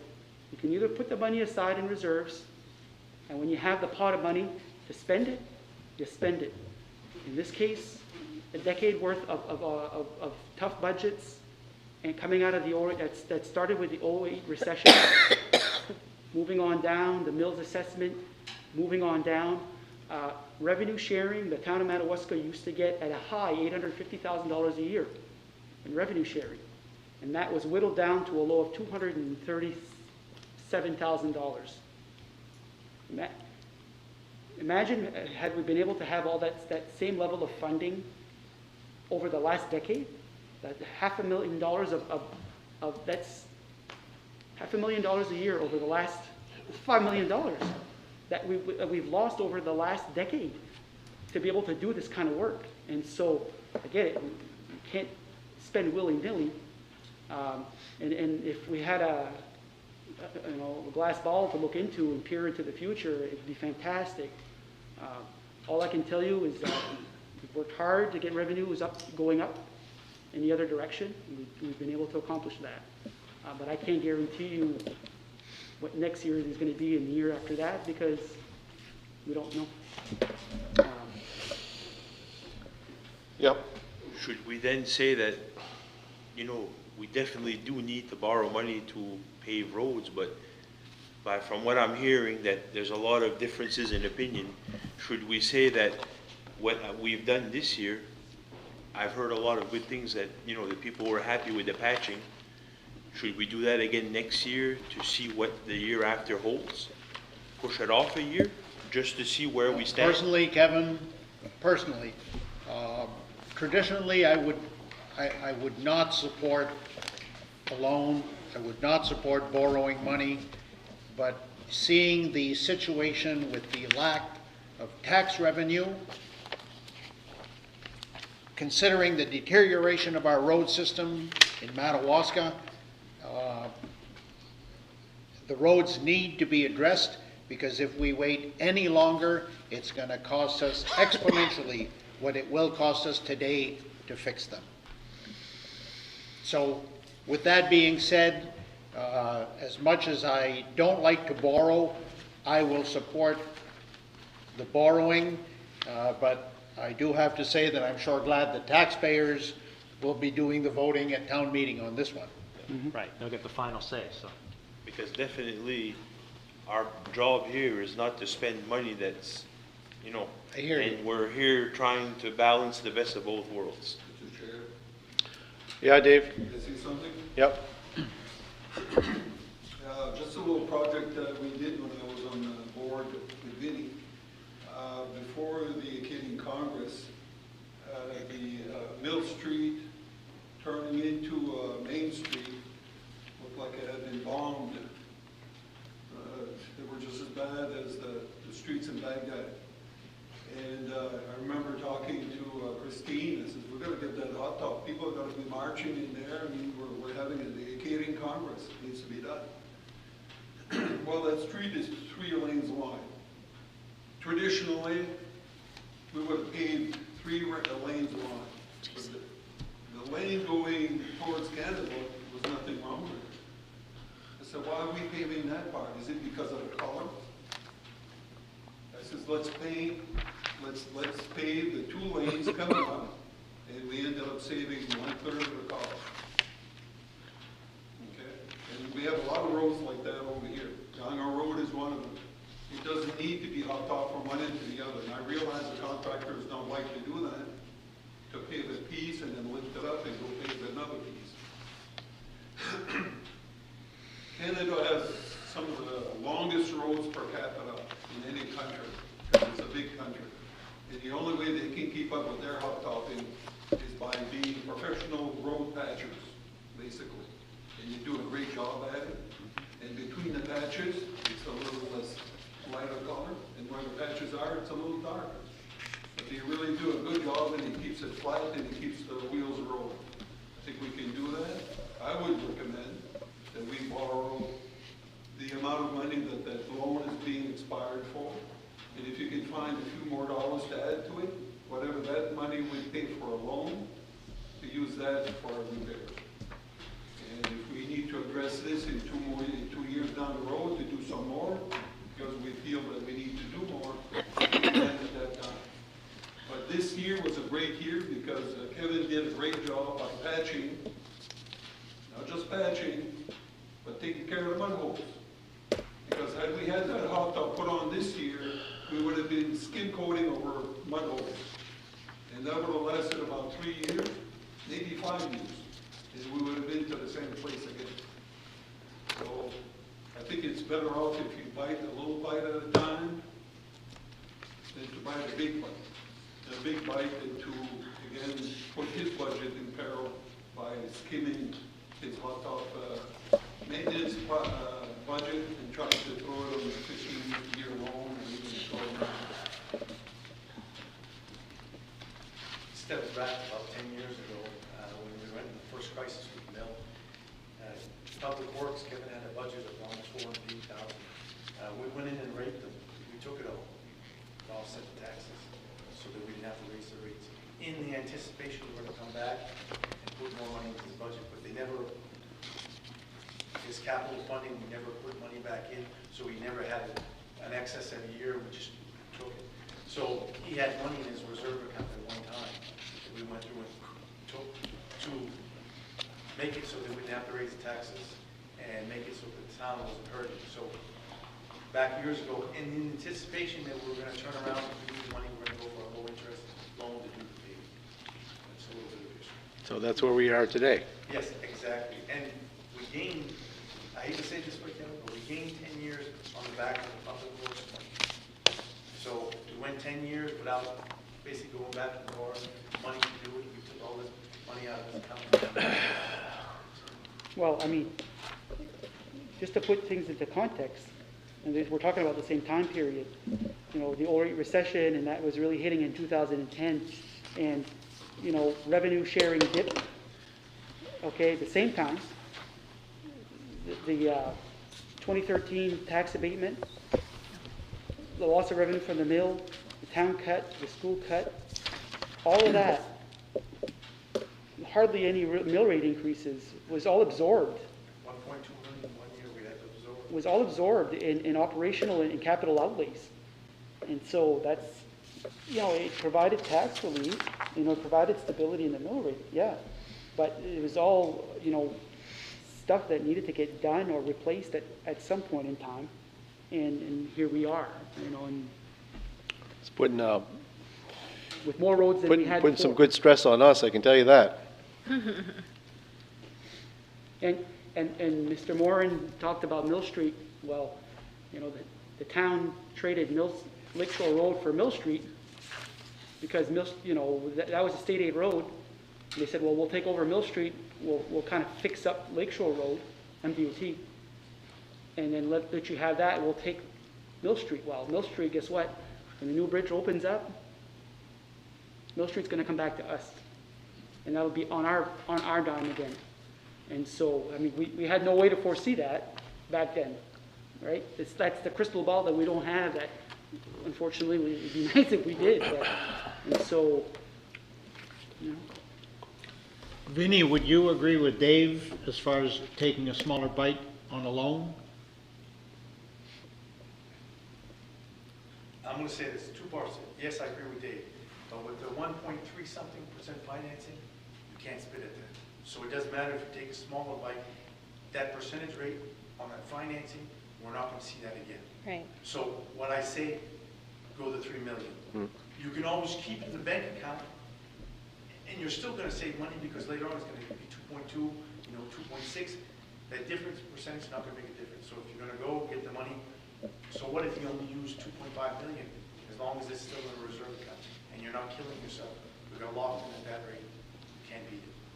And it's unseen. David, is that your final answer? Do you want to call a friend? Phone a friend. I don't have any. At 1.3%, it's probably a better term than the one that's expiring. Oh my God, it's, this one here is at 3.95. There you go. So they borrowed 1.5 million for 3.95.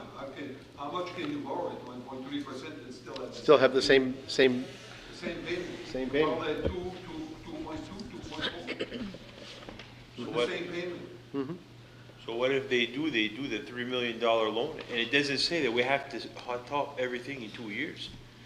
What if we spread it out into 3 years? Well, yeah, that's what Vinny's kind of saying, just. Yeah, so that way it gives us more time to do what we have to do, and if 1 year says that, the prices were up and it might go down or whatever, maybe we can do that. Spread it out into 3 years. Yeah. Is Or, there, if it works 2 years, which is fine. what's the legality of, oh, you're going to the bond with this, or? No, we'll first go to the, Like, so what's the legality of, if the money's sitting in the bank, like there's, and we use half, and there's a, and then disaster strikes, can we go back to the taxpayer and say, no, because it's bonded at that point? so with bond, you gotta go through, we just kind of talked about this, with the bond bank, you gotta use the monies for the intended purpose. Okay, So that was my question. First of all, you gotta go with the intended purpose that was established at town meeting, and with the bond bank, you gotta use the money for, and it's called arbitrage, and so you can't use it for any other reason than what it was borrowed for. And you can't put it in a bank and make money on it. In other words, you're paying the full payment even if you don't spend it. Right, I think that there are some times that, depending on the type of borrowing, you can earn a little, up to a certain amount of interest, but not much. I don't know that number off the top of my head, though. Well, I mean. But generally speaking, it's really Where negligible. could you go anyway to make that much money today? If you have it, might as well spend it because it's costing you money to keep it in the bank. Well, Yeah, it is. In essence, it would be just because of the expenses going up on you. I mean, you're not supposed to make money off borrowed money. Right. That's arbitrage, so. But the thing is that if we do separate it into 3 years, the last cycle of hot top we do will only be 7 years old when the loan matures, so we go back again on the backside. Right. No, instead that's of playing 10 it years. smart, and I think that would be the discretion of you to manage that. Yeah, so you And- figure and- that Yeah. you're gonna buy yourself 3 years. You bet. Like that. You bet. So when you go back the second time around, it's only 7 instead of 10, so your Yep. roads are not in poor condition. I would just say, though, that That's another option. I would just say that it does work good like that, but you also gotta keep an eye on the asphalt market too. Because whatever you think you might have in savings, if the cost keeps inching up, and so you probably would wanna, just a thought, potentially, in theory, the bigger the project, the better the price. And so you could probably structure a bid package based on, just give us a price for X amount of tons, give us a price for X amount of tons, give us a price for X amount of tons, to see if there's a big variance. And then the board would have the opportunity to say, well, God, we're gonna save $10 a ton here if we go. Well, yeah, but, are they even gonna be able to give you that? Well, we structure the bid. I know a community that locked in a price for 3 years for hot topping. Oh, The really? same- So it can be done? They never finished it the first 2 years, so the third year, they honored the first year price. It was locked in at that. Well, you talking about Fort Kent? Yeah, Well, yeah, but that's because they were They supposed to get it done in 1 year. yeah, but I And the mean, contractor couldn't get it done in barely 2 years. So it was the contractor's issue, not It's the that the contractor's issue. town but I decided mean, there's to gotta do it be that way. something, if they've done it like that. If the contractor has to take that risk, he's going to up his bid to Mhm. Now, Kevin, if there is money earmarked specifically for hot topping in the upcoming year and in the second year, can you actually stall other regular work that you normally do and increase your time on hot topping to preserve the existing roads so they don't further deteriorate? To a certain extent, because Okay. like springtime, you gotta do cleanup. Yep. Certain times of year, we gotta do painting. Fall, we gotta prepare for winter sand and stuff like that. So I can do some, but I mean, it's to a certain extent, but I think that our perfect time frame would be from when the frost comes out of the ground till the end of July. Because nobody's projects have came out yet and everybody's hungry to get to work. Because after the state bids and all the other bids come out, we're dealing with $4, $5, $6, $8 million hot top projects, and they're gonna go where the money is. Well, I think we should put that on our calendar and look to get some, some of that work done. So that way, if come the end of July, we've met what we need to do, and they're always gonna have a couple of days that they can come around. Well, I can prepare something in town and say, when you have 3 days, you're gonna come take care of that street, that street, that street. So it's more that we can do for. You would have to go to bid probably mid-February to be first on the list. Yes. Or even late January. I would start at the beginning of the year, because nobody knows what they got for work that time of year, and they would obviously be hungry to start locking in work for the 2021 summer. Drive on new roads for that summer. Huh? At least we can drive on new roads that summer. Yeah. Not wait till September, October. Yeah, Vinny, go ahead. We did a project, we had different projects on Main Street going on for a period of 10 years. And we had gotten some low interest money, and some of the monies were designated only for the third year. So we contacted the state to see how much money we could put in, interest we could make. So we took out a CD for the third year, so we made, it was minimal. It wasn't like 1.25, probably 0.75% I think at the time. But that money that we made in the CD offset the price of the increase in contract on there. So that's something you can look at. So we're going to take a whole bunch, okay, we're not going to use this third year money, put it in a CD for 2 years, accumulate a little bit of interest. Mada. Is,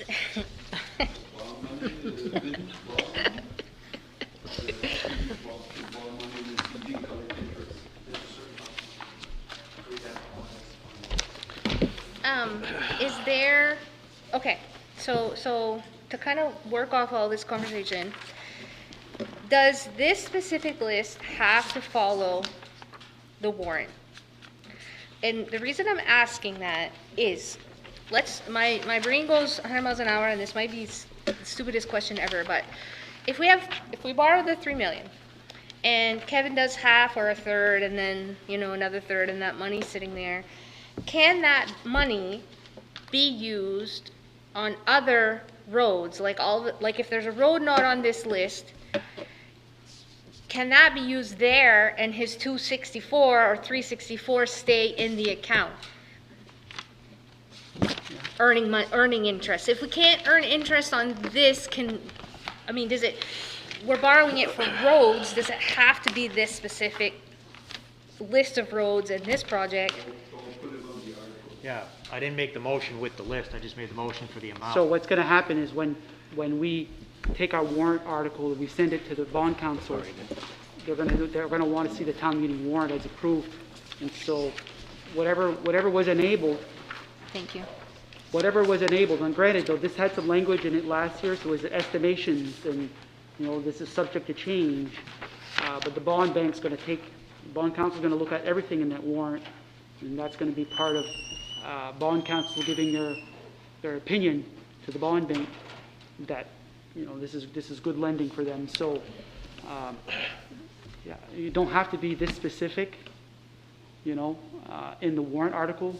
It could be as simple as, shall the voters approve a $3 million bond for a paving project for roads and streets in the town of Madawaska? I'm just thinking ahead because, I just got done saying I don't want to touch his asphalt money ever.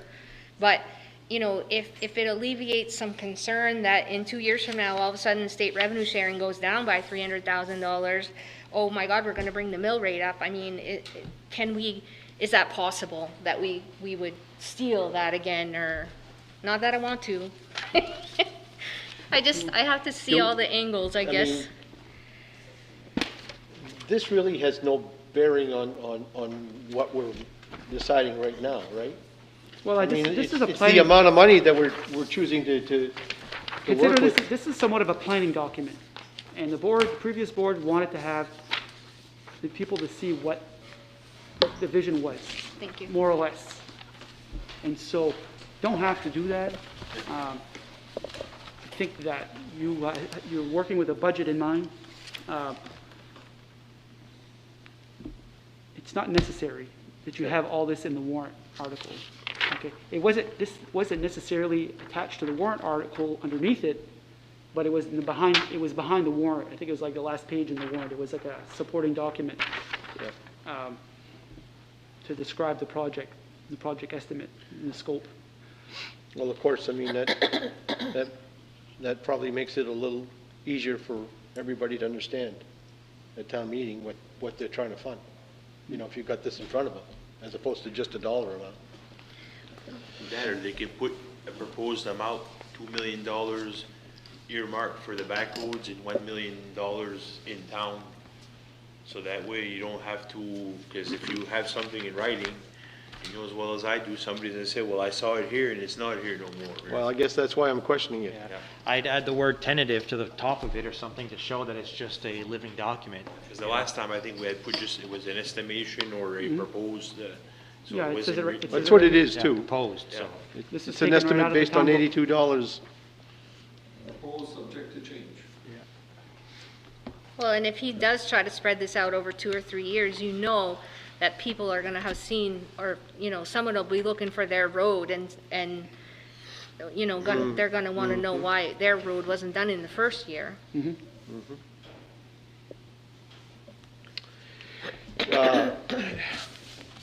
Nat, did you write down his, can you repeat it to us? This was a half hour ago. Jason motions a $3 million times 10-year term, and Lori seconded it. Did you all hear that? 3 million, Barely. 10 years. Can you say it again, louder? I didn't hear it. Jason motions a $3 million Yep, term for 10 years, and then Lori seconded it. and Lori seconded. And so I don't, do we have any other discussion on this at this point? Then I'm looking for a vote. All in favor? Opposed? Motion carries. Kevin did have a question. Wow. Where did I buried that paper Wow. there, but in my stack here. He's done some work. Yeah, thank you. Kevin's done some work on getting the roads shimmed and patched and all that Did stuff. we, I thought I saw somewhere that we had established our next regular meeting. Did we not? Did I see that somewhere, or did I not see that? Oh, yeah, we want to discuss this too at this point, right? We want to discuss. Oh, yeah, this. sorry, yep. So Kevin is at a point right now that he's, you know, he's done what he's done. He's got to come back to this board to see, he's got more work lined up, if, you know, that could still be done this year for as far as shimming and preparing roads.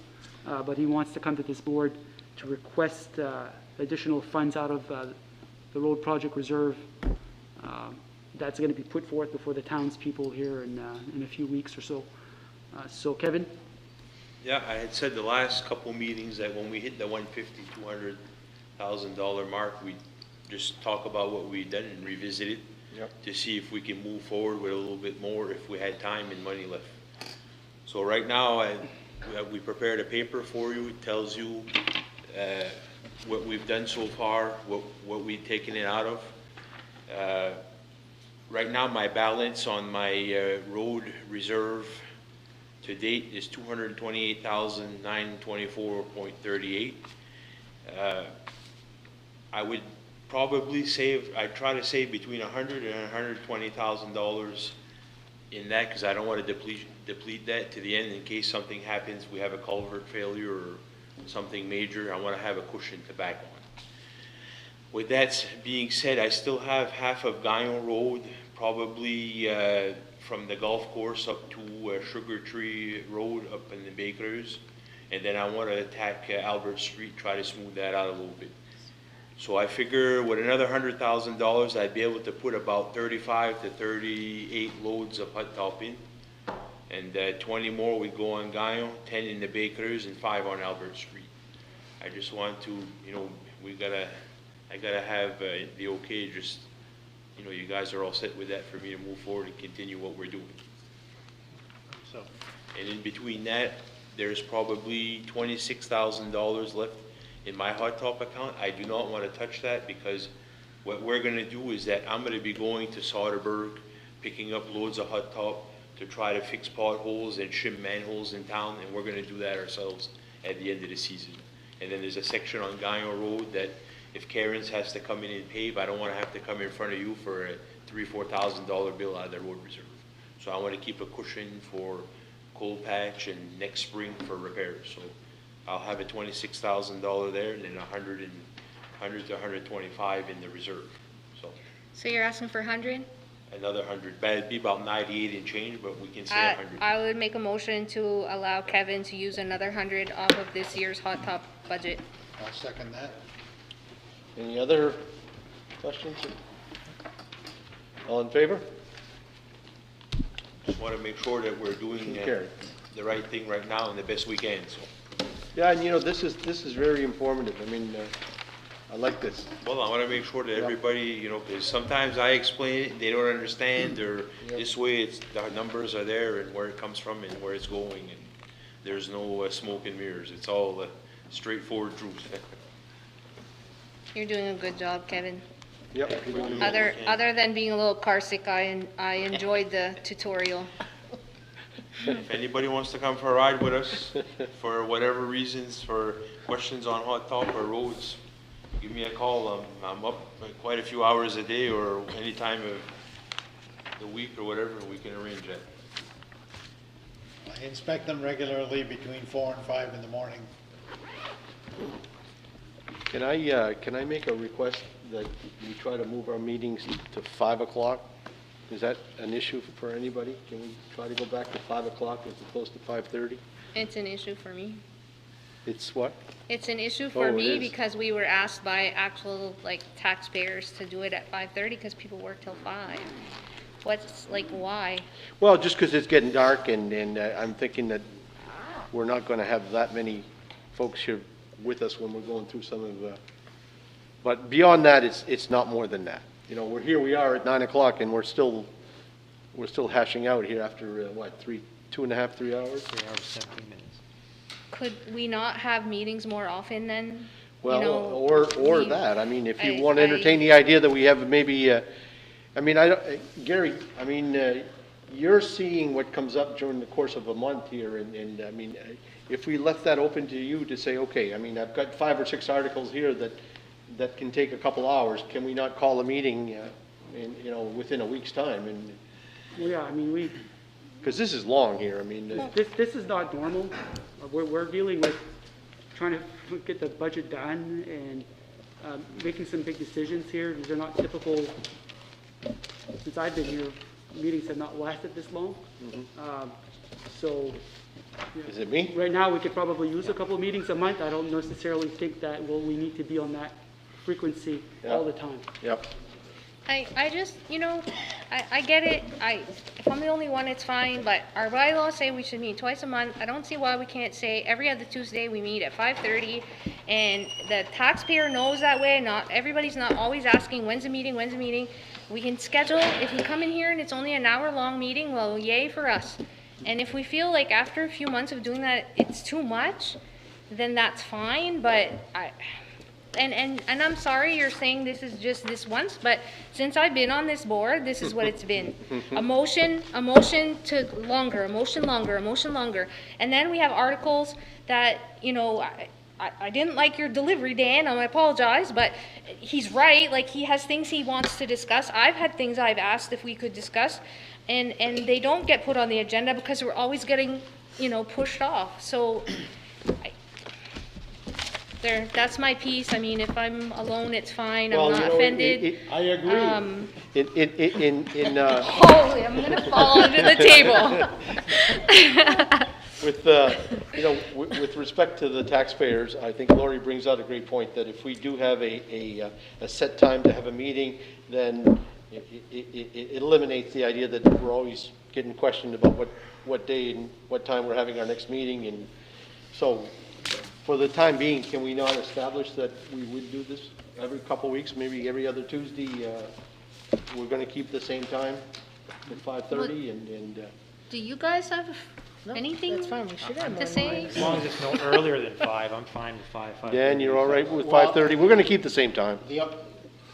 That's fine, I don't want to hinder anything, but just so that you know, I'm committed for the next month.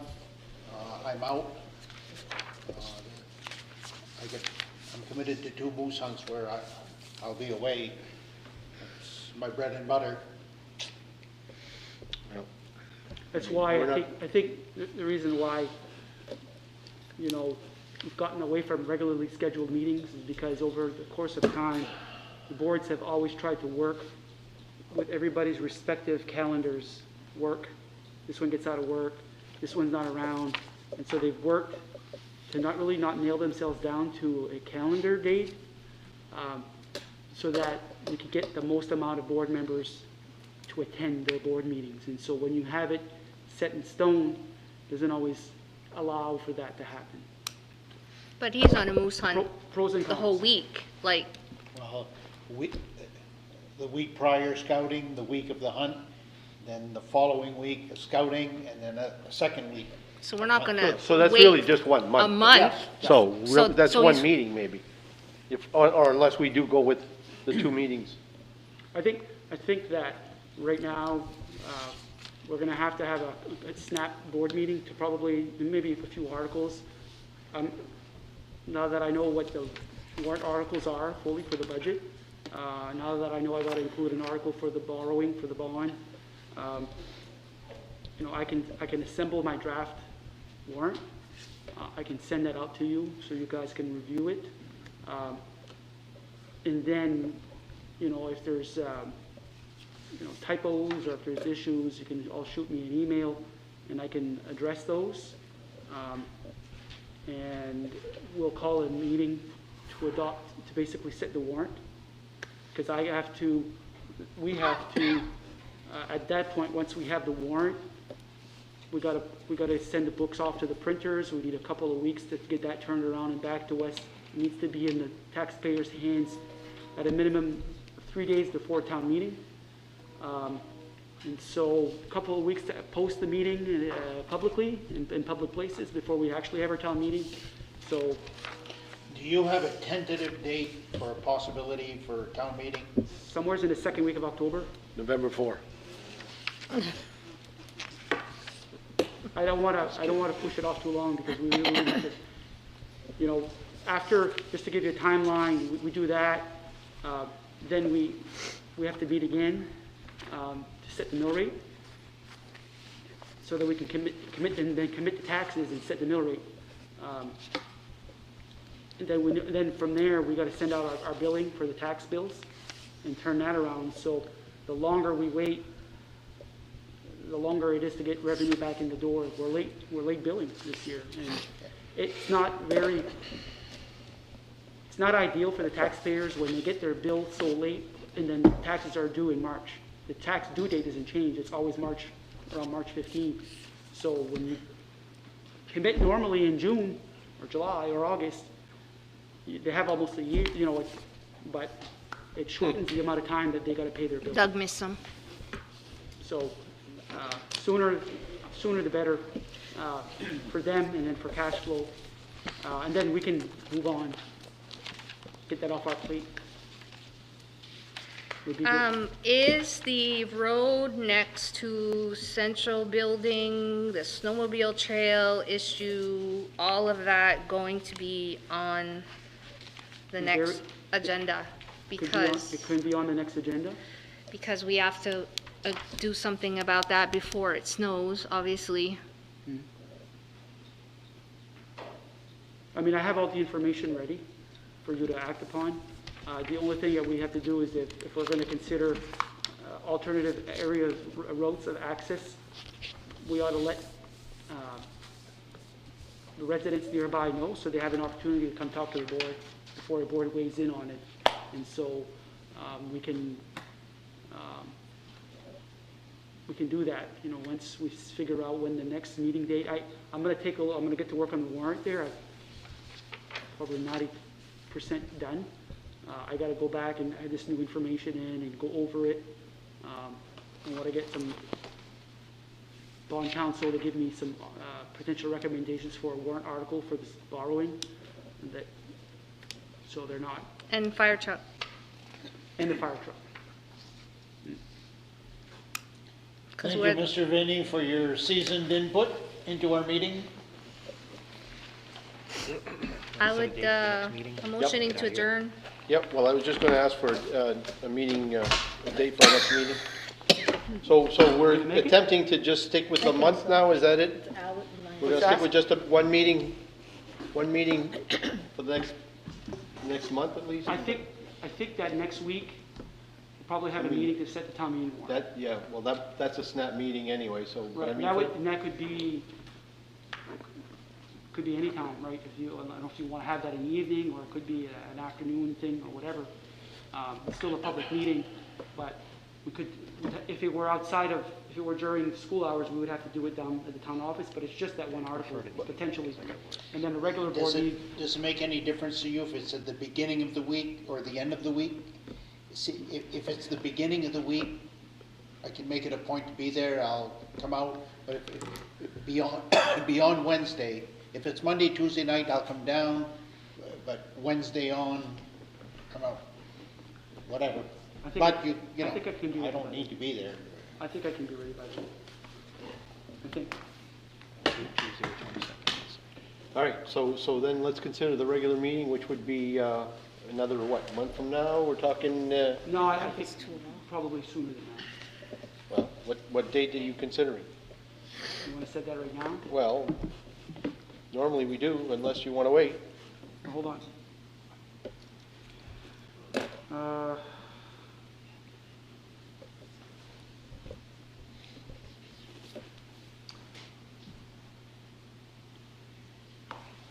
See, because if we have a meeting next week, set the warrant.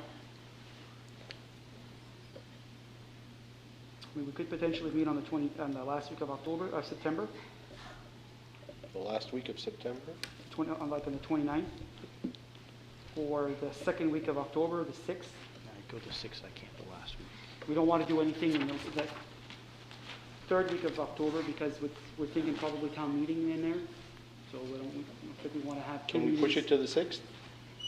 You want to push it to the 6th? 6th of October? Yeah. Sure. Well, then we're talking about the snowmobile trail. If we have to come back on it again, then we're into November, then it's Thanksgiving, and then we're not resolving an issue that's been sitting around for how many months? Gary, do we- Like, what's wrong with the 29th? We can't do, he suggested September 29th? We can do the 29th, it might not be that. Oh, you can't? Okay. You can't do It's the a 29th. Tuesday anyway.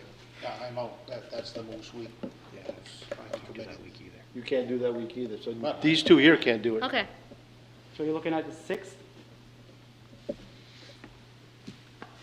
6th I can do.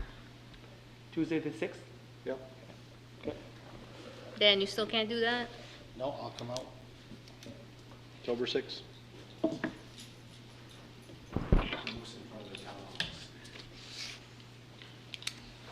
He needs help to skin his bears and they don't smell good, so you can have my spot.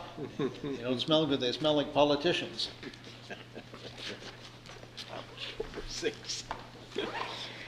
Oh, Dan. You know, are we adjourned yet? No. Motion No, to adjourn. no, we need a motion to adjourn. We have a motion? Second? All in favor? Let's all. Yep. Opposed? 9 o'clock. I went to look at the snowmobile